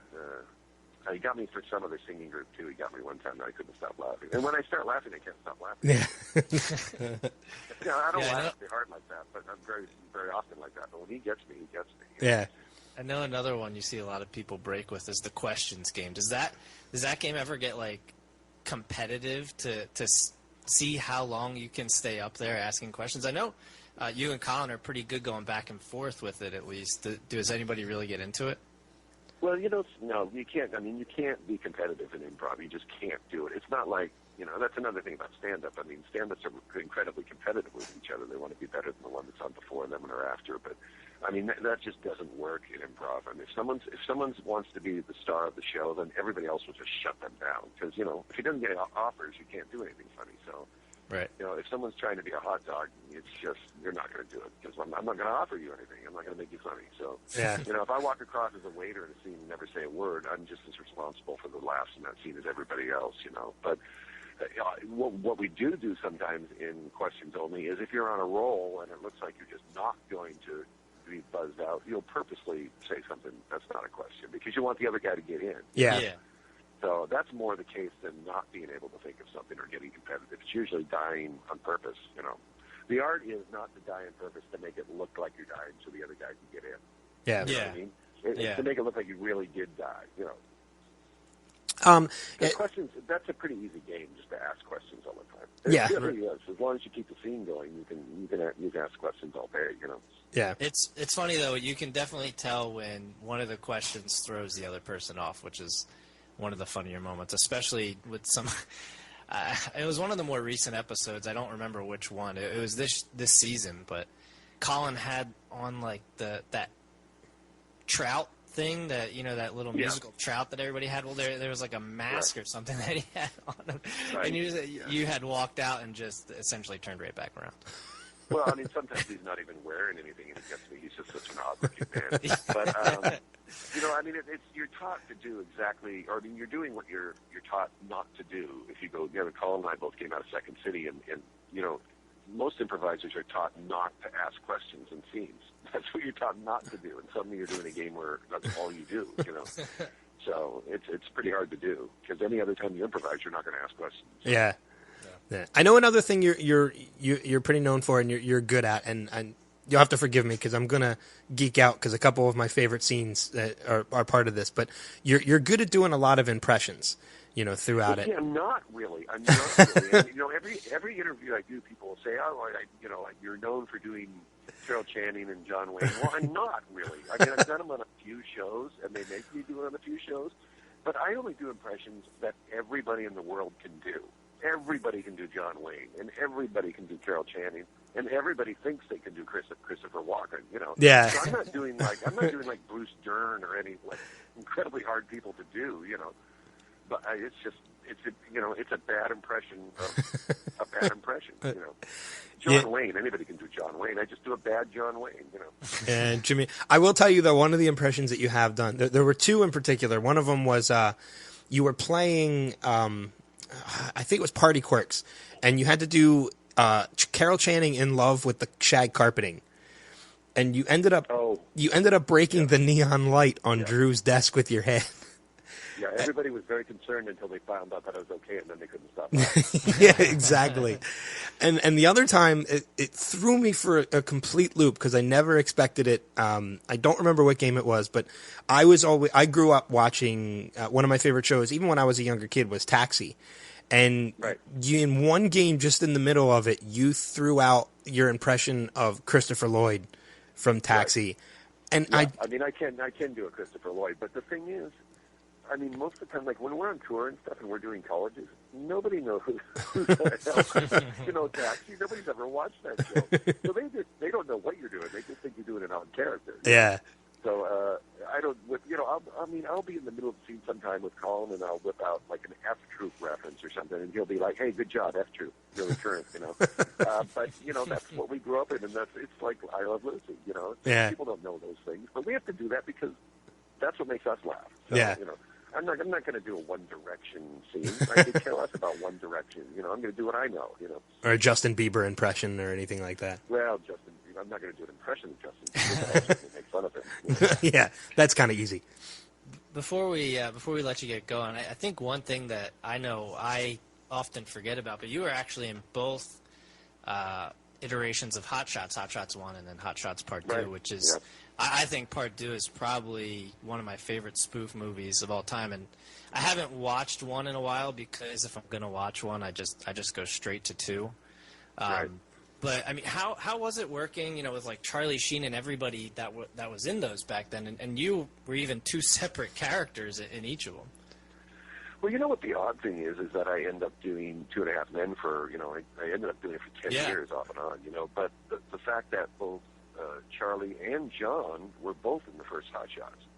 So that's right. I forgot John Cryer was in the first one. John was in it too. So by the time I'd done that show, when I started doing 2.5, I already knew these guys. Yeah. And I already knew Charlie because we shot all my stuff up in Sacramento and around there, like in those rice fields where the boat was and all this stuff. So we spent a lot of time together just doing nothing. So I already knew Charlie when I started Hot Shots, or when I started 2.5 Men, and John as well. So it was a comfortable thing to come into, but it's amazing, like, as your career goes along, you don't feel like you're getting older. You still feel like you're in your 20s, But then you look back and you go, oh, wait a minute, I did a film with this guy like 25 years ago, which Hot Shots is, I think, at least probably 25 years ago. 20. The first one was 24. Yeah, so, you look back and you don't feel like you're getting older, but you look back and it's like, wow, it was a long time ago that, I look back and I go, well, Charlie was young, and I was young too, holy smokes, But you don't think of it that way. You just think of it, all you want to do is, to me, I could care less about, award shows. And, when I was nominated for an Emmy, I never even went to the Emmys because I think it's a big fashion show anyway. So, but, and Drew didn't do that either. Drew would, he'd pull up in the limo and then he'd have the driver just keep going because he just couldn't go into the thing. But to me, it's more important than having a star or having an award or whatever is to have the respect of your peers. So, it's like 2.5 Men. I never had to audition for that show because Chuck Lorre, who produced it, I did a Dharma and Greg for him. I did one episode. So he just asked me to do it. So it's kind of nice in the business to have people to know your work and respect you for your work rather than to just, be on a reality show or be on a talk show. Yeah. I have nothing to talk about on talk shows. I get asked to do talk shows all the time. It's like, what am I going to talk about? Me? It's like people that write books about themselves. I'm not going to read a book about somebody. I could care less about them. People say, oh, you should write a book. About what? About me? Who's going to read that? Was I there? couldn't do that until my mother died anyway. I couldn't write a book about myself. My mom knowing what I did. During the 80s. With Hollywood these days and movies and everything like that, everything's a remake or a sequel. Was there ever a talk about a third Hot Shots at any point in time? No, I never heard him talk about that. Oh, no, man, I never I would heard him love talk. to see What they're speaking of? Maybe not now. Bringing back. You know what they're planning on doing? They're playing. The Rock. The movie? Dwayne Johnson or whatever. No, The Rock, the actor. The Rock, Dwayne Johnson. I think he's going by Dwayne Johnson now because he's an actor. Are you about to bring up the horrible idea for the reboot of a movie that I think is dumb? It's a particular 80s movie with Kurt Russell. Yeah. Can you believe that? We talked about this on the podcast earlier. It's sacrilege. It absolutely is, because for one, it's a movie that doesn't need to be remade. And I'm glad, another celebrity agrees with us on this. And two, Jack Burton, if you look back at that movie, Jack Burton was kind of like a bumbling idiot. He wasn't a hero until the very end of that movie. No, it's exactly right. They're just going to destroy the movie. They did the same thing to every movie I've ever loved. Like, I don't know if you guys remember a movie called The Out of Towners. It was Jack yeah. Burton. They remade that a few years ago with Steve Douglas. It was like, that's right. You guys. Yeah. No, they did the In-Laws with Michael Douglas, which is another great movie with Peter Falk, and that was a great movie if you've never seen that, The In-Laws. It's super funny, and they remade that. But no, The Out of Towners was Steve Carell and Tina Fey. They remade it. It was horrible. Yeah. Those movies are gems because of who did them and the time they were made. And really, do we have that little imagination that we can't think of new movies rather than bringing these? Well, The Rock in Big Trouble in Little China. Are you kidding me? They're going to turn Jack Burton into an action star, and that's not who he was. It's like Andy Dick doing Terminator or something. Why are we bothering with this shit? Just they're still coming out with those. Although I would like to see that. That would be funny. Well, did you see the trailer for the new Point Break movie? Who's that? And they're also who's in that one though? Nobody I even know of. I don't know. Same direction though, right? I think Erickson Core. I thought it was what's Spielberg remaking that he made at one time. I can't remember what it is. But they're also doing. They're remaking Footloose. Not Footloose. No, not Footloose. The one with. The Roadhouse one. What was it called? With the guy that he died a while ago of brain cancer. Where he's a bouncer. Roadhouse. That's actually what it's called. Roadhouse, yeah. Is it called Roadhouse? They're remaking that. With Patrick. They're remaking. Oh, really? Oh man. See, and I think what the problem is too, and I don't think it's the fact that they're coming up. It's a lack of original ideas. I think it's the companies, the production companies and the studios are too afraid to take risks on these original ideas. They're just putting out what they know is going to make money and what people are going to go and see. Well, there's not, and you go to meetings at networks and stuff now. It's not people who have any sort of artistic talents that are all behind it all now. It's just money people. Yeah. So that's it's not anybody who you go in to talk about a comedy, doing a comedy, and these people have no sense of humor whatsoever. So it's not like you can go in and talk about something with Mel Brooks anymore. You're talking to an accountant basically trying to sell something. So it's impossible. I give up. I gave up when reality shows started. I just gave up. The fact that people are watching Here Comes Honey Boo Boo and there's like a pedophile on the show and we're glorifying that. I mean, I've lost track. And the Kardashians and all that shit. I can't stand the Kardashians. Any of them. I can't stand any of them. So, but I can't remember. I think it was it on Letterman's last show? And you guys probably won't get this joke because you're not old enough, I don't think. But he said, when my show first started, the hottest show on network TV was Keeping Up with the Gabors. Oh yeah. I don't know if you remember Zsa Zsa and Ava Gabor. Oh yeah. Yeah. They were kind of like the Kardashians at their time. I thought that was a fucking funny line, but nobody's gonna get it. But that's what I loved about Letterman. He would just do stuff because it made him laugh. It didn't matter if anybody else laughed. Yeah, and that's the best part of it. And that's the best part of any comedy is if you can make people laugh. If it makes you laugh, then that's what you should do.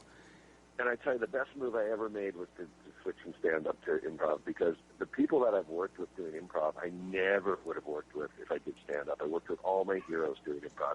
Tim Conway, Sid Caesar, Jonathan Winters. I got to Robin. I got to work with all these people on stage that if I was doing stand-up, I never would have. Yeah. Jonathan Winters and Sid Caesar, give me a break. That Sid Caesar episode where you guys brought him in for his birthday was such a great episode. Especially the game that he played in the end, the alphabet game. Where I think it wasn't the alphabet game. I think it was gibberish. The languages that you guys had to play. And he didn't live much longer after that. And he came in. You didn't see it when he came into the studio, but he came in on a cane. And he had those kind of velvet slippers you get from the Beverly Hills Hotel with the crest on them. I thought, this is old show business. This is what it's. And the same with Jonathan Winters. These guys are just brilliant, and be able to work with them before they died, it was like and I joke with Colin because I keep telling Colin, we're becoming kind of like the Tim Conways of our time because I remember watching Tim Conway when I was a kid, and I used to think to myself, well, he's kind of old, but he's funny, Yeah. And I think we're kind of becoming that, So it's odd in a way that we're kind of, turning into that because you never think about it that way. But, I'm not happy I got to work. And Carol Burnett and all these people, it's like, Well, you mentioned, a joy. Yeah, you mentioned Carol Burnett and Tim Conway. I watch clips of those old Carol Burnett shows, and I wish someone would put them out on DVD because they're funnier than anything that's on TV now. Look, it's the last time anybody did a variety show. It's a dead art. The variety show is a dead art. Nobody will ever do it again. Yeah. Well, the closest thing you come now is stand-ups. It's not going to happen. It just can't happen. It's just nobody waits anymore. Everything's too fast. It's boom, boom, boom. And there's too many channels now. People just flick through junk. Yeah. It's like I got to watch shows about crab fishermen and people who get hogs together out of the forest. Really? American augers? And people who drive on dangerous roads and things like that. God, Jesus, it's everything. It doesn't matter. It's like, American plumber, There was an entire show I saw a commercial for where all it is women giving birth in the woods. That was the entire show. Yeah, of course. And half these shows are bullshit. These moonshiners, you can't do something illegal like that. Yeah. There's no way to do it on TV. They're breaking the law. It's bullshit. Yeah. Half these shows are just, they give them the lines and they tell them what to do. And it's all scripted. Yeah. It's all scripted. Yeah. I want to jump backwards for just a minute before we let you go. You had mentioned, working with Jonathan Winters and everything. I was a huge, huge fan, and I spoke to Colin and Greg about this too, so I'm wondering your opinion. I was a huge, huge fan of Robin. He was probably my comedy idol. I was devastated when he passed, and I know you got the chance to work with him. And I'm just wondering what your impression of him was when you actually got the chance to do that episode of Whose Line with him. Well, I'd worked with him quite a few times before that. The first time I ever worked with him, I was doing stand-up dash improv up at a place called Punchlines in Vancouver, and he was shooting Jumanji in Vancouver. I don't know. I can't even tell you what year this was. It's got to be again, 25 years ago, 30 years ago. Mm-hmm. But he knew we did improv on Thursday, so he would come down and do improv with us every Thursday. We were both quite young at that time, I think. And, throughout the years, he kept popping into, he'd come to do stuff on stage with us. And then the one thing I always really loved about Robin is he never had an entourage. He would always come by himself, He always had like a Starbucks coffee. Mm-hmm. He would come in the back. He would come in the back door. He didn't want to be seen by people. He didn't want to be, the life of the party when he walked in and take focus from you. He would come in, do the show, talk to you for a little while, and he'd leave. But he was never comfortable one-on-one. He would never. If you and him were in a room by yourselves, he was quiet. He wouldn't say anything, But as soon as you put like more than a couple people in a room, then he kind of came alive, But he was the nicest guy in the world. He's sweaty as hell. I know when we did Whose Line, Wardrobe had 5 shirts for him. We did one scene. Robin and I did one scene on Whose Line where we're on the ground and he rolled over me. And when he got to the other side of me, my shirt was drenched because he was that hairy, and sweaty. Yeah. Yeah, funny as hell, man. I loved him. He was a great guy, and him and Jonathan were good friends. So it was to see them both go around the same time was like, wow. Not a lot of death in show business really affects me. Like when Joan Rippers and people die, it's like, I admired Joan Rippers, but it doesn't depress me, Yeah.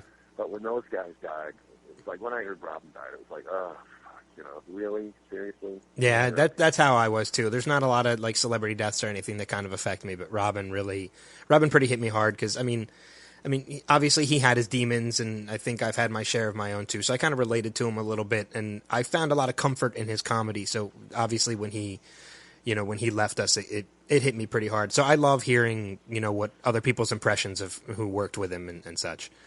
Yeah, I know Greg was supposed to have dinner with him like 2 nights after that happened. So wow. Greg and him were pretty close because they both started in San Francisco and Brooklyn and stuff there around the same time. But he was one of those guys that if you needed him for something, he was always there. If you needed him for a benefit show or something, he'd be there. Unlike Charlie. Charlie's the nicest guy in the world, but if Charlie told you right now that he would be somewhere tonight, he's probably not showing up. And it's not his fault. It's just, something happened, Yeah. You had to get money for one of his hookers or something. But he's a hell of a nice guy, Yeah. I never looked down on Charlie, even with all that other stuff that was going on. I was still a big fan of him, and, You know what? Here's the thing about Charlie, okay? And Drew was kind of the same way in Drew's early days when Drew used to date strippers and stuff like that. These guys never lied about anything. Yeah. They would tell you, when that whole Heidi Fleiss thing happened, Charlie was like, yeah, I spent like $500,000 on hookers last year, He didn't bullshit and try to, like the people do now, and they try to weasel their way out of stuff and because of publicity and all that. He always told the truth, And you got to kind of admire people for that, And then they become boring to the tabloids because they're not hiding anything, Yeah. So why do anything on them, So, do you still talk to Drew? I know you don't. He's not hosting the show anymore. Now he's doing The Price Is Right. But do you still talk to him on a regular basis? Yeah, I talk to him, quite a bit. Not quite a bit. I'll talk to him on the phone maybe, once every 3 months. But we'll text once in a while when I forget. Oh shit, I haven't texted Drew in a long time. But you'll text him and then he'll text back, "Miss you, buddy," or something. He's really a sentimental guy. Yeah. And plus, I live in Bellingham, Washington, and he owns part of the Seattle Sounders, the soccer team. So if there's a game, he always invites me to the game. But once in a while I get down, but it's kind of a drive. But I get down to LA, I see him once in a while. But we're still. Again, he's like a brother, If you don't see him for 2 years, it doesn't matter. First time you see him, it's like, oh, hey, how are you? It's back to normal again, Yeah, I'd love to talk to him sometime because I know he doesn't know it, but Drew and I are fraternity brothers. Oh, so wow, really? Yeah, you'd probably love that. Yeah. Oddly enough, the only guy I never talked to after Drew Carey show. I talked to Craig once in a while. I talked to Kathy a lot, but is Dietrich, who played Oswald on the show. I did every scene with him for 10 years. We were in every scene together, and I talked to him once since the show ended because I saw him on the street. Yeah, it's very odd, Yeah. Very odd. So, well, I know we don't want to keep it any longer. You've given us more than enough time, so we don't want to, take up any more of your time. One final question. Now I'm going to go take a shower, and go improvise. Oh, there you go. Perfect. One final question before we let you go. And over the 200 episodes, you've worked with Clive, you've worked with Drew, you've worked with Aisha. I know it's probably tough to choose. Do you have a favorite? Well, you know what? I mean, Clive was great because it it was it was new and it was thrilling back then. We did it in England. We had to fly over to England. It was brand new.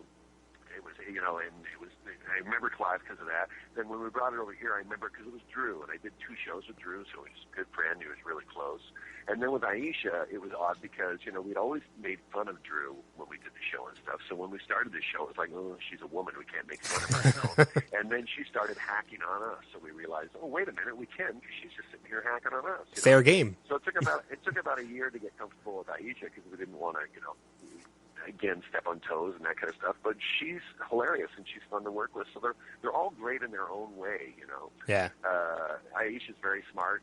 Drew always cracked up and he couldn't stop laughing sometimes. And Clive just had a really dry sense of humor where he'd hack on you all the time. So they were all different. And, the show itself, it's been the same set for, since 1989 when we started. You wouldn't know what decade you were in or what city. We've done it in New York, we've done it in London, we've done it in L.A. I mean, you wouldn't know where you are because the chair is always the same. The guy sitting to the right of me is always the same. I got the piano on my left. You know what I mean? Yeah. It's like when we started back, we hadn't done it for 10 years. The first show, Colin and I looked at each other. It was like we had just gone on a coffee break or something, and that was 10 years. So, it's all the same. But people, it's funny because when we don't do Who's Line for 10 years, people just assume that you stopped improvising for 10 years, Yeah. that you don't improvise anymore when you're on stage 2 or 3 times a week. Yeah. You don't give up improvising just because Who's Line's off the air. But it's a great show, and someday it'll run its course. But I don't know when. But I don't care as long as we want to do it. It's fine with me. Yeah, it's like oh god. It's very I'm just gonna say it's very timeless. Like the entire premise. I mean, you could watch an episode from any of the previous iterations, and it's still funny. You know what I mean? And you know what? It's cliche, and I hate to say it this way, but it really is a show you can watch. And I shouldn't say that because I used to watch when my kids were little. I used to watch America's Funniest Videos with them because it was a show that the family could watch. And Whose Line's kind of like that. I mean, the worst thing you're going to see is 2 grown men kissing each other, which little kids think is odd anyway, But it really is because we keep it clean. It's a bit risque once in a while, but I've got so many girls that'll come up that are 25, 26 years old, tell me, oh, I used to watch you when I was like 6, 7 years old, which could not make you feel older. But people grew up with us, which is kind of odd, I think.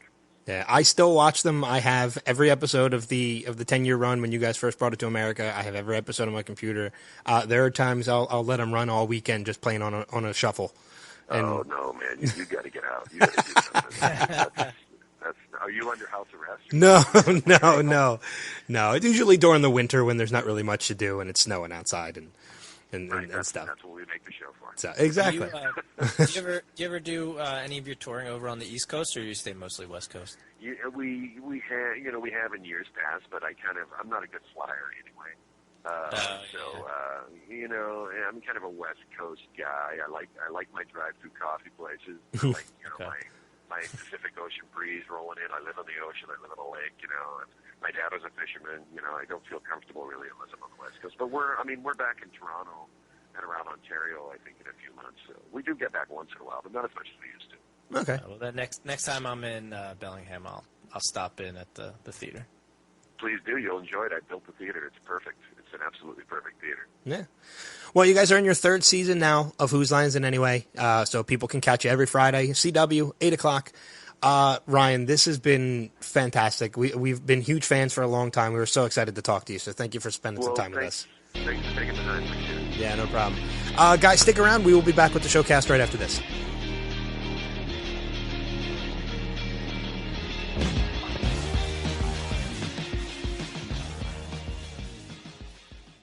Hey everybody, it's Greg Proops, the smartest man in the world, the specky one from Whose Line Is It Anyway? And you're grooving to Next Level Radio. Get it?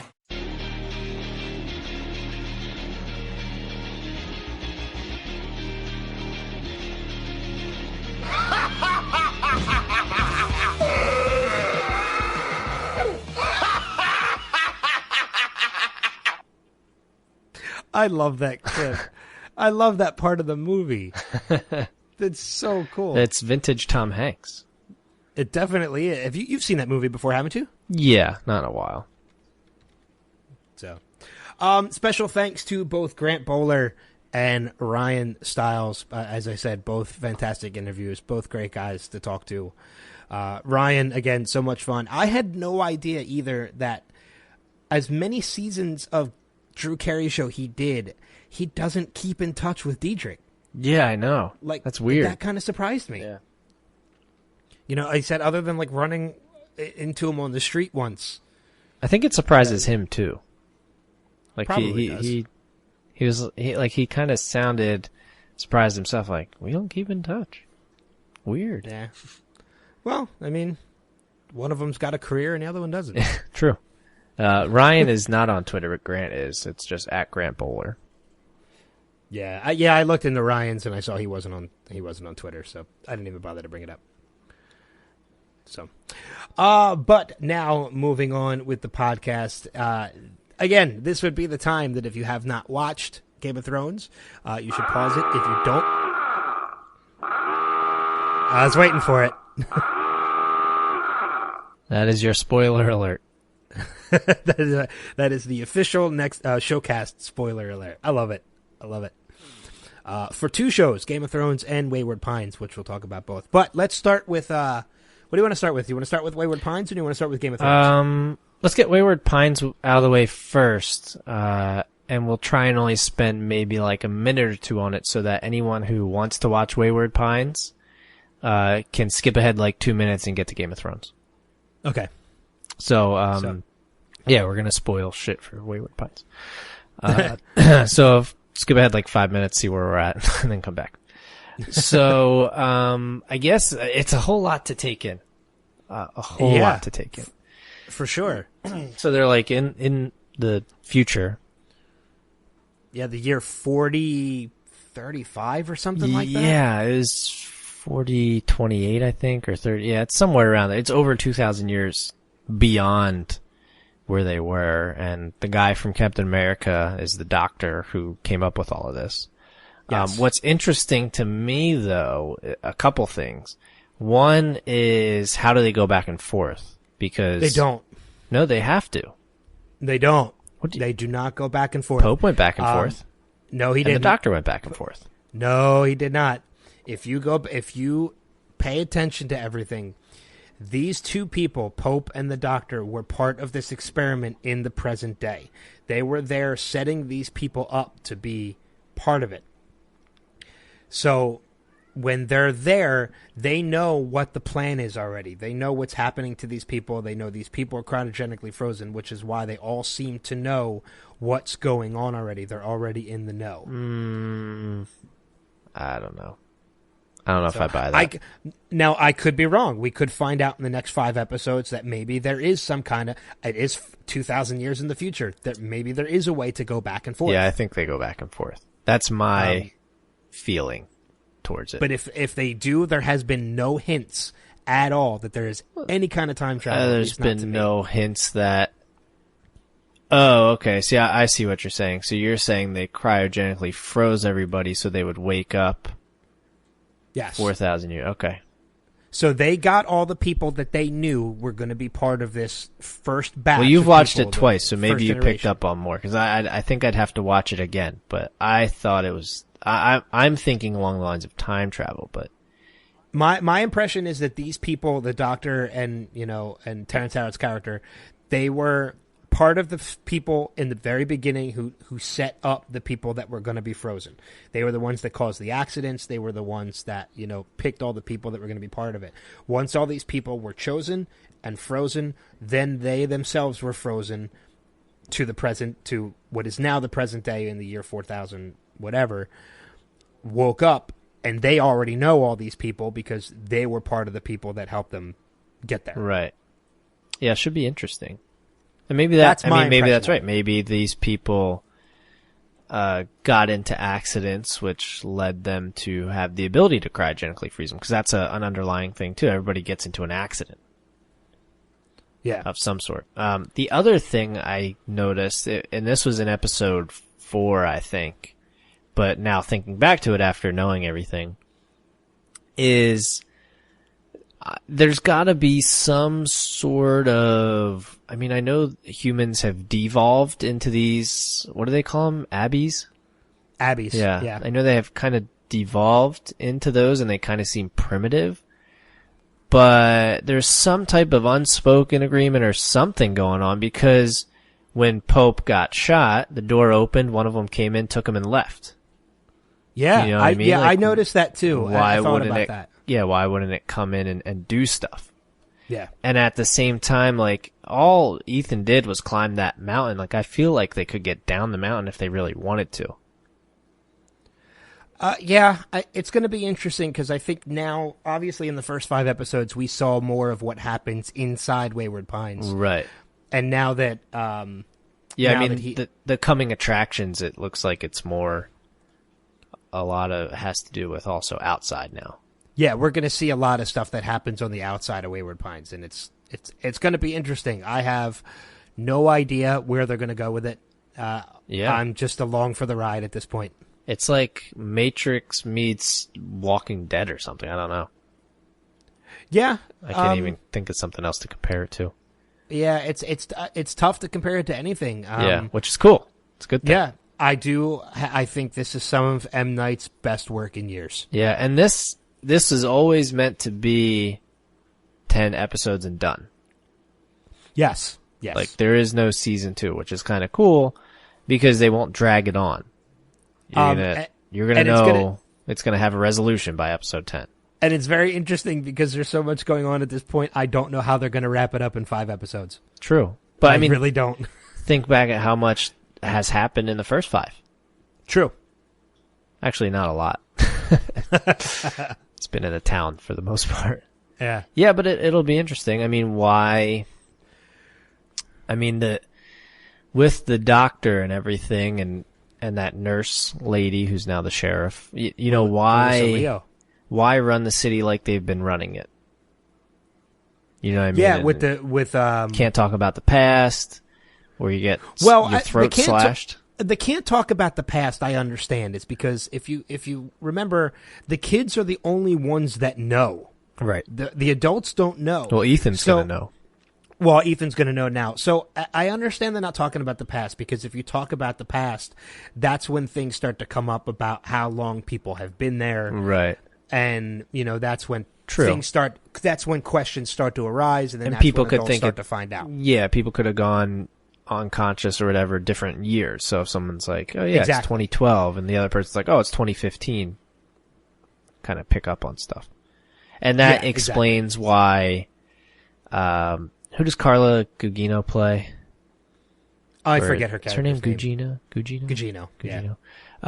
Anyway, her character has been there for, what'd she say, 12 years, whereas Ethan just saw her 5 weeks ago in his timeline, which is the crazy part. So obviously some of them know something's not right. Right. Exactly. But I mean, there are probably people there who are completely clueless as to anything that's going on. Yeah, and some don't care. Yep, exactly. But there's a lot of stuff that I think is still, which is cool, which is great, because I mean, like, they answered a lot, but there's still a lot of other questions that need to be answered. Yes, exactly. So, but if you're again, if you listen through all of that and you haven't watched it yet, go back and watch it. The show is fantastic. Yeah, it's there's still a lot that's going to happen. Yes. So, if you're just rejoining us now after not hearing any of that, go back and watch it. Again, go watch Wayward Pines, and then go back and listen to what we just talked about. Yes, exactly. So, but moving on to the season 5 finale of Game of Thrones.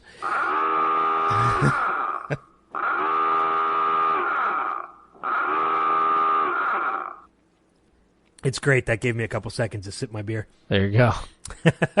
Ben can only do the show drunk now. I'm not. It's one beer. I'm not even halfway done it. He's hit rock star status. Exactly. It's the root beer. I can't do any more than one of these. They're too sweet.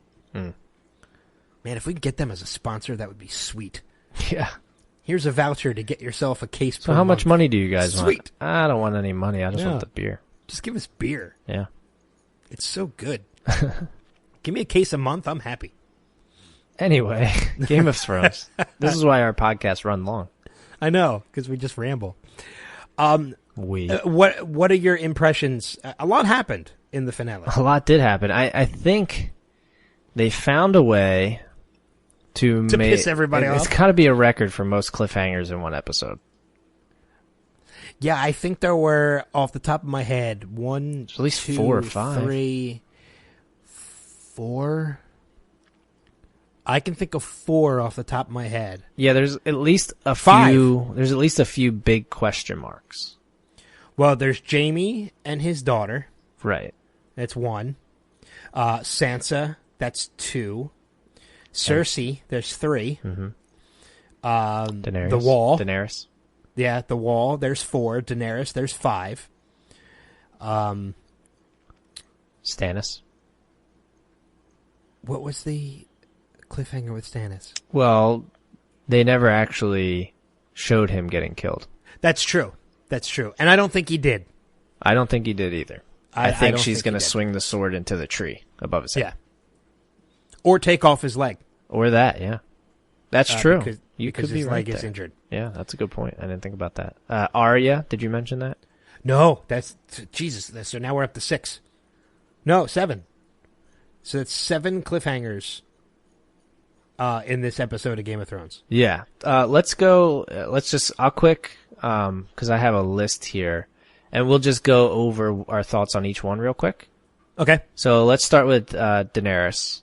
So she ends up, her dragon's a lazy one. Wants to chill for a while. He's like, I just saved your life. Let me hang out for a few minutes. So she goes for a walk, and then runs into the Dothraki. Yes.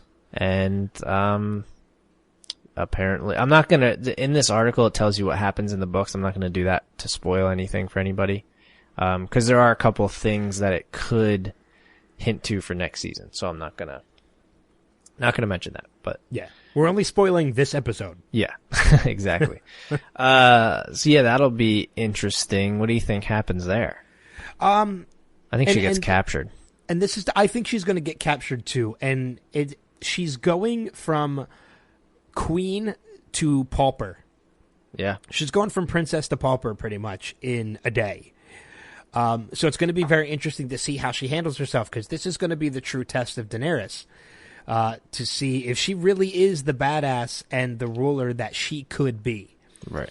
So if while a prisoner of the Dothraki, she can turn them around and win them over, dude, she's going to end up on the Iron Throne. Yeah, this is all over. There's a lot of people. Yeah. A lot of people coming in. And she still, don't forget, she still has 2 dragons locked up somewhere. I think ultimately there's going to be 2 other people involved with the whole dragon thing. I think each person's going to end up with a dragon. So I think there's 2 other people that's going to join her and join in on the dragon riding. Well, I originally thought there's going to be another character, which apparently is probably not going to happen. But we'll get to that in a little bit. Yeah, we'll get to that in a little bit. Never know. What's the next one you have? So the next one I have here is Jamie. And he was leaving Dorne with Myrcella. She knew he was her father and accepted it. They had a nice hug, and then she died. In true Game of Thrones fashion. Even though it kind of makes her inbred now. Well, it doesn't make her inbred now. She's always been inbred. Yeah, I was going to say. She didn't just overnight become inbred. She's pretty hot for an inbred. That's true. I actually thought that part was a little predictable. As soon as Dorne lady, who's in charge of the Sand Snakes, gave her a kiss, I knew. I was almost positive she just poisoned her. Her name's I didn't even think about it. Yeah, I was like, oh shit, she probably just poisoned her. I forgot about the whole thing that they have like little vials of the antidote themselves from, and it's kind of foreshadowing really when they were when the Sand Snakes were in the cell with what's his face, and they gave him the antidote. Yeah, and that's when I didn't even think about the fact that that kiss was a poisonous kiss. Exactly. The Sand Snakes to me this season though were a little disappointing. I mean, I don't really think they served much of a purpose. I think they did more in the books than they did in the show. Yeah.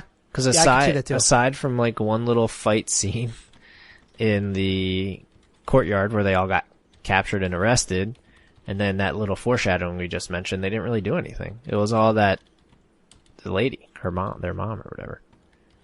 WLIIA is her name. Anyway, not really much. I mean, Cersei's going to be pissed when they get back, so there will be something going on between the Lannisters and Dorne now, I guess. Yeah, I would think so. But speaking of Cersei, she had to take the walk of shame down the street naked with a fresh haircut. Fresh cut. Yep. Went for a walk. My opinion, the High Sparrow and the Church of the Seven or whatever, will probably be gone by the second or third episode of next season. Yeah, the way that whole scene ended with Cersei on a high note. With the mountain, yeah. Well, was it the mountain? I would assume so. I don't think it was. It was parts of him. I don't know. Here's why I say that. Because, well, obviously the guy was massive. He's huge. But in the beginning, do you watch like where it says previously on Game of Thrones? Yes. Okay. Yes. Because every time that's also like a little foreshadow to what's gonna be important in that coming episode. In the episode, yeah. And they showed Dr. Frankenstein, whatever the hell his name is, the Grand Maester, talking about how he could do stuff with the mountain, but he wouldn't be the same after that. And if you look through the mask, like it's a bluish face. Yeah, he was definitely dead. Yeah, that's what I was thinking. I think too. I think he just brought him back somehow. Because it wasn't a frost giant. No, it was not. It definitely wasn't a frost giant because Cersei would have had a very bad cold. Wasn't a Smurf on steroids when he picked her up. So yeah, that could make sense. Maybe it is the mountain dead because the mountain technically, you didn't see him die in the fight scene, but you know he was badly poisoned. Right. Yeah. So yeah, I guess it could be the mountain. Yeah, that's what I think. But it could. I just, if it's not him, I have no idea what it is. Me neither. No idea. He's a huge mofo, though. Yeah. And then we briefly mentioned Stannis. I think another predictable thing is after the half his army left because he killed his daughter last week's episode. Melisandre, the red lady, left also. And then this other guy came up and was like, I have to show you something. And then when they were walking in the woods, I was like, his wife hung himself, didn't she? And sure enough, there she was. So he has nothing now. He went from a lot to a very little. Yeah. And like we both said, he may not even be dead. Yeah, I don't think he is. I really don't. Yeah. Because Brienne is too nice. I don't think she's too nice. She's too honorable. I think she's too... I think she's gullible. She's honorable. She doesn't want to kill an unarmed man. Yeah. Who's already... Yeah, I can see that. Who's already injured. Who's already dying. But then again, if she has an oath that she has taken... Right. Because of her honor, it doesn't matter if the person is injured or like helpless or not. She's going to live up to that oath. And to be honest, I'm okay either way. Yeah, so am I. If she killed him, I'm okay. If she didn't kill him, that's fine too. And then the next one we have Sansa, who was only in it for very few. And the interesting thing about this episode is they touched on almost every storyline once and once only. The only one I think that I can remember that they came back to was Jon Snow, because Sam left towards the beginning of the episode, and then later they came back at the very end for Jon Snow. Yeah. But other than that, I think most of them was just like one touch on it and then on to somebody else. Yeah, I think you're right. So Sansa... Well, go ahead. Cersei they went back to. Twice. Yeah, okay. That's true. Yeah. So Sansa, I guess they might have gone back to her, because she initially got out and lit the candle, and at that point it was too late. And then she was trying to get out of there. And then Theon finally grew a pair that he lost. And threw the hair back. Yeah, threw that chick over the side, and they decided to jump, which would look like to their death. But I hope there's still a lot of snow there. But it was all. I think there is. I think there was a big snowbank, and that's why they. It was jumped. all melting, though. Like that's the whole reason Stannis was there, is it was melting. So I assume they're going to be fine. That would be a weird way to kill off characters. Now they're just getting lazy at that point. Yeah, exactly. They committed suicide. So yeah, they'll be fine. And then the next one we have, I think this is the last one before we hit the big one. Arya, like we mentioned. Maybe I was completely wrong. I think they went back to her too. Now that I think about it, they did. Yeah, because so did there were the a killing couple. first. Yeah, so they left a couple big cliffhangers and then didn't go back to the characters. Yeah. So Arya is possibly blind now. That whole thing is crazy. This guy, what the hell's this guy's name? Can't remember. The guy she's hanging out with. I can't remember who it is either. Anyway, what do you think about that whole scene? I don't even know what to think of it.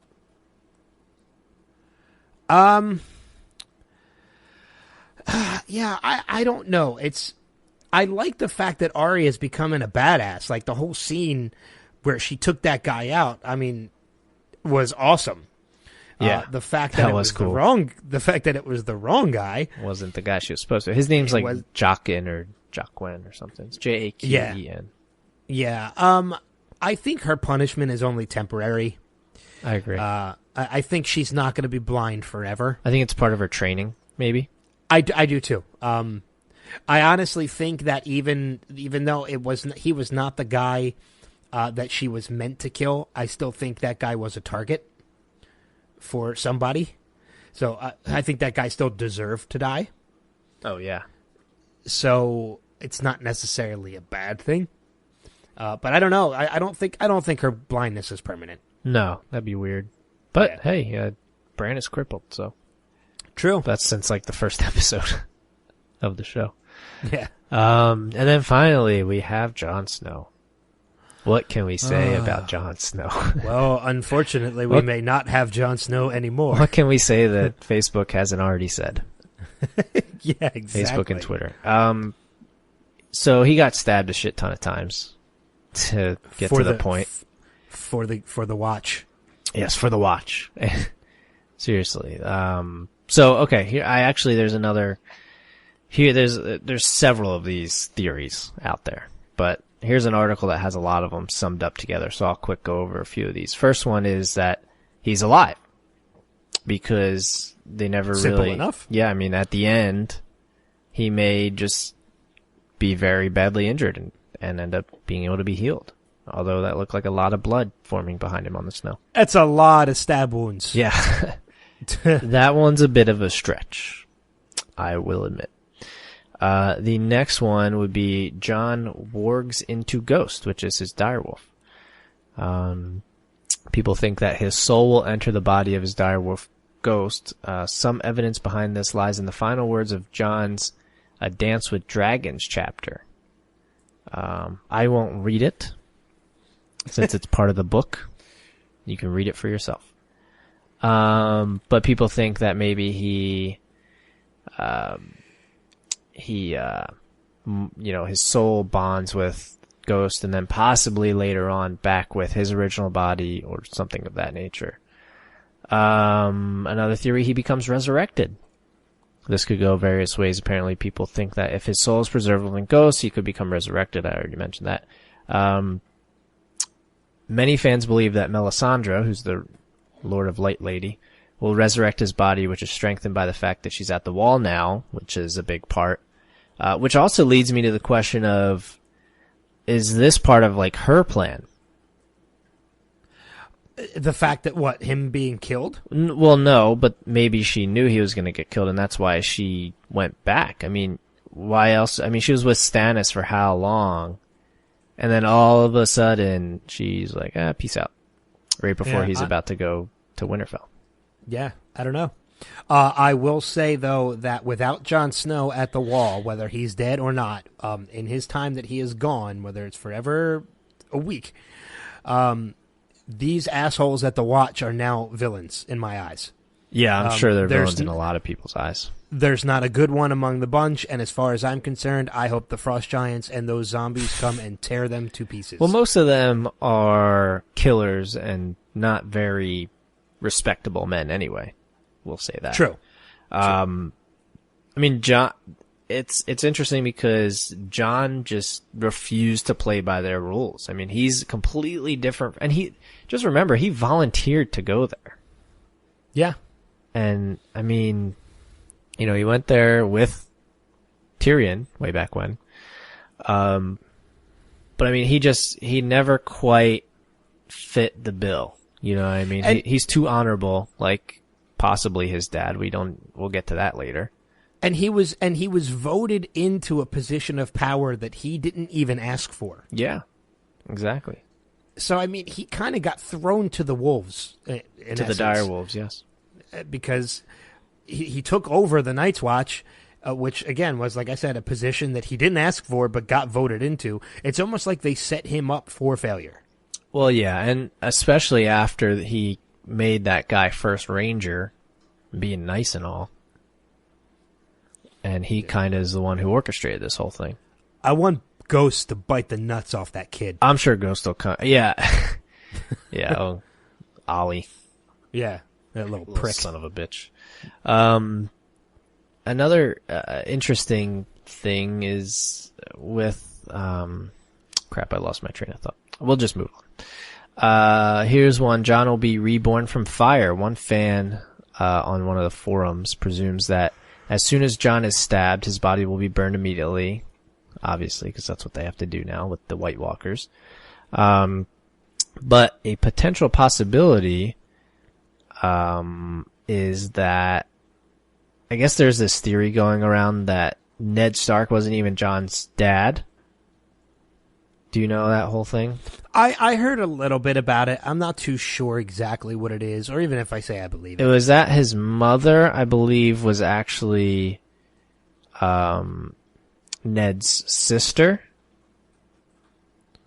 And that his dad was the crazy Targaryen guy. So he would have like Targaryen blood in him, essentially. It's kind of It might be a stretch. Yeah, but I think it is. Yeah, but if it's true, then he will have Targaryen blood, thus allowing him to be reborn from fire, like Daenerys was when her dragons were born in the first season finale. That would go right along with the fact that I think Daenerys and Jon Snow would at some point team up. And he could be one of the Dragon Riders. Oh, that would be so awesome if that happened. Because I always said up until this point that it's going to be Daenerys on the Iron Throne next to Jon Snow and Tyrion. With Tyrion as an advisor. Yeah, that would make sense. I always said that was the way it was going to end. And man, if Jon Snow became a Dragon Rider, that would be awesome. That would be pretty cool. He's the new Toothless and Hiccup. Well, I don't know about that. Let me look here. The next one is he could become a White Walker. That's a bit of a stretch. I'm not even going to read it. He could lead the White Walkers. That is stretching the stretch from earlier, so I'm not going to read that. Supposedly, though, Kit Harington has said to Entertainment Weekly he will not be returning next season. Now, even if he was returning, I don't think he could say that. Well, not only that, but just because he's not returning next season does not mean they're going to write him off for a season and he won't be back the season after. Yeah, look at Bran. Yep. I do feel like it would be hard to go a whole season without closing his story. I think somehow I really do think they'll bring him back, which I think by that time I might, you know what I mean? Like the end of Lost, eventually I moved on and I was okay with it. I had acceptance of it. And I think by the time next season rolls around, I might have like acceptance of this. And for them to make me go through everything in the off season and then just bring him back right away would kind of be like, all right, that's annoying. You know what I'm saying? Yeah, no, I understand. And then the final theory, John could just be dead. I think that's the most likely at this point. Yeah, and unfortunately. Yeah, and like I said, I mean, the only thing that I wouldn't get is why would they do all that and still not explain like where he came from? Because if you remember back in season 1, Ned was like, "Oh, next time I see you, I'll tell you about your mother," and then but that's Ned the died. thing. Like that could. It could very just well be a real life situation where sometimes you don't get all the answers you're looking for before shit happens. This is true. You know, he could die in battle before ever finding out where he comes from, and that's exactly what happened. Yeah, this is true. And then those Night's Watch guys are going to be the first ones to go. I think before when they the White go, Walkers come. I think what's going to happen is I think those Night Watch guys, which without Jon Snow's protection, are going to slaughter all those guys that he brought. The wildlings? Yeah, I think you're right. I think because Jon Snow is not there to protect them anymore, so the wildlings are going to get slaughtered. And then right after they slaughter all the wildlings, the White Walkers are coming in. Yeah, I could definitely see that. And they're not going to have any help. Nope, because they from just the wildlings. killed all the wildlings. Yep, and then they're going to be up Schitt's Creek without a paddle. Like a bunch of little assholes. Yep, and who deserve to die. Even if Jon Snow comes back, they still deserve to die. Yeah. Yeah, So here's the thing, though. If he doesn't come back, if he is dead, and Stannis is dead, what was the point of this fire lady? I don't know. You know what I mean? Like, so to me, the show could go in two directions. One of them would make sense, and the other one would essentially be like wasting a few seasons. You know what I mean? And if it goes in that direction, I'm not sure I'm going to be happy with season 6, but we'll see. I have a new theory. Just now you came up with it? Yes. Yeah. Jon Snow's soul will inhabit Hodor. And Hodor will be able to speak. Because it will be Jon Snow. Why wouldn't Bran just do that? Bran has done that before. Exactly. So why would Jon need to do it? But it will be permanent. That's another thing that we're not thinking about is next season Bran will probably come back into play. We haven't seen him at all this season. Well, they said you weren't going to see him at all this season. Exactly. So he's, under the tree with this guy. I don't know who he is, but I guess he was the Raven, right? They said the guy was the Raven. Yeah. The whole time. So that's something that'll be interesting to see what happens with that. So, I mean, there's still, they find a way to close stories but open other ones. There's always multiple stories going on. And just when... It's Lost all over again. I know, it really is. It really is. And just with dragons. Turns out they're all in purgatory. Yeah. This all they takes were place, never in purgatory in Lost. I know, I was just kidding. This all takes place in a snow globe. And I want to smack the people who say, "Oh, they were in purgatory. They were dead the whole time." No, they weren't. Shut up. They weren't dead the whole time. The flash weren't. Sideways was like a purgatory. Let's not get into Lost, though. Yeah, let's not get into Lost. That's a whole nother podcast. But yeah. So I actually want to reach out to the listeners here. If you have any other theories that we haven't mentioned, or if you hate our theories or have your own theories, email us, tweet us, comment on Facebook. Leave us messages. If you want to send anything to Ben and tell him how terrible his theories are, Ben at nextlevelradioonline.com, or if you want to email me and tell me how terrible my theories are, Adam at nextlevelradioonline.com. We want to hear you. We want to know, because when it's a really good show like this, I love nothing else but to talk with other people about it. Yeah, especially theories and stuff like that. This is a great show because there's a bunch of theories you could have. And most of them are wrong. And Wayward Pines, don't forget about that. Yeah, most of them do end up being wrong. So, but yeah, tweet at us at NXT Level Radio, or post on our Facebook page, facebook.com/nextlevelradioonline.com. And also be sure to check out our website, www.nextlevelradioonline.com. So, before we move on and wrap things up, I just want to say, I grew up watching Dusty Rhodes. And unfortunately, Dusty Rhodes passed away this past week at the age of 69. Dusty Rhodes, if you don't know, is a WWE legend. So, of course, our thoughts go out to the Rhodes family and his sons, Dustin and Cody. So, but other than that, what do you say we wrap this thing up And we hit your weekly update. And now, the Showcast Weekly Update. This week's weekly update is brought to you by Ollie. Just when you thought that you couldn't hate a little kid more than you hated Joffrey, Ollie comes along and kills the best. All right. That's a little bit of a stretch. I still think Joffrey was the biggest prick of all. It's a what have you done for me lately? Pretty much. He's been dead for a couple seasons now. Ollie's fresh. Sure.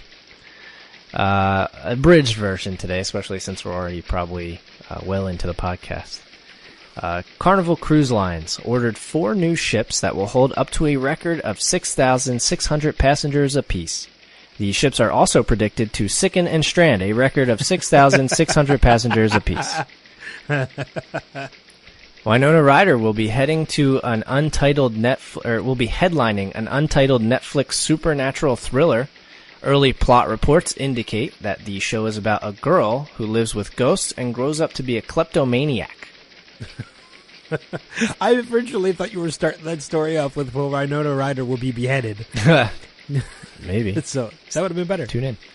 Next up, Honda is discontinuing both its compressed natural gas and hybrid Civic models because who gives a shit about the environment, right? Am I right? Can I get an amen? Amen. Hallelujah. And finally, cursing in public in Arlington, Virginia can now carry a fine as large as $250. You know what I think? I think that's some stupid-ass bullshit. God damn it. Alrighty. And that is your weekly update.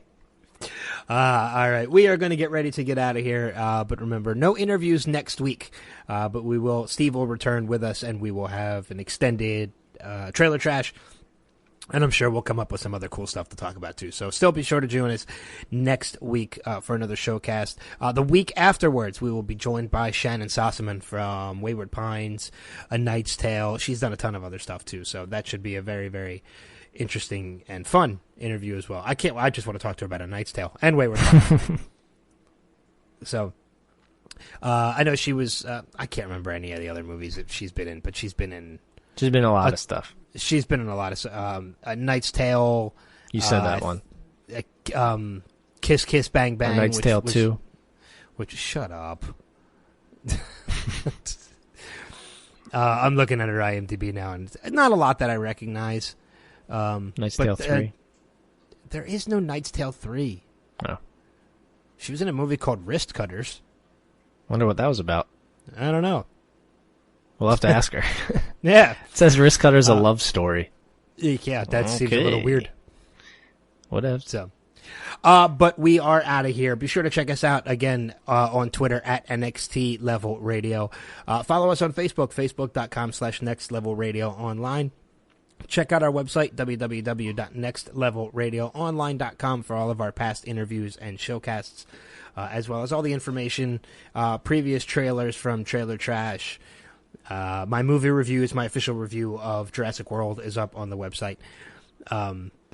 And, of course, follow us on iTunes. Subscribe to us on iTunes. Just go to the iTunes store and search Next Level Radio. We're the first thing that pops up. So subscribe to us and give us a review while you're there as well. I got nothing else unless you do. Thanks again to Grant Bowler and Ryan Stiles. Again, if you're in the area and you want to go see TJ Miller, he'll be at the Trocadero in Philly on the 19th. And then, Steel Stacks, who are sending Steve and I to the show on the 22nd. That's a Monday. Steelstacks.org for tickets. If you want to see where else he is, go to tjmillerdoesnothaveawebsite.com. So, all right, cool. With that being said, we are out of here. Have a great rest of the week. We'll see you next week and as well as around the bend, guys. Take care. Later.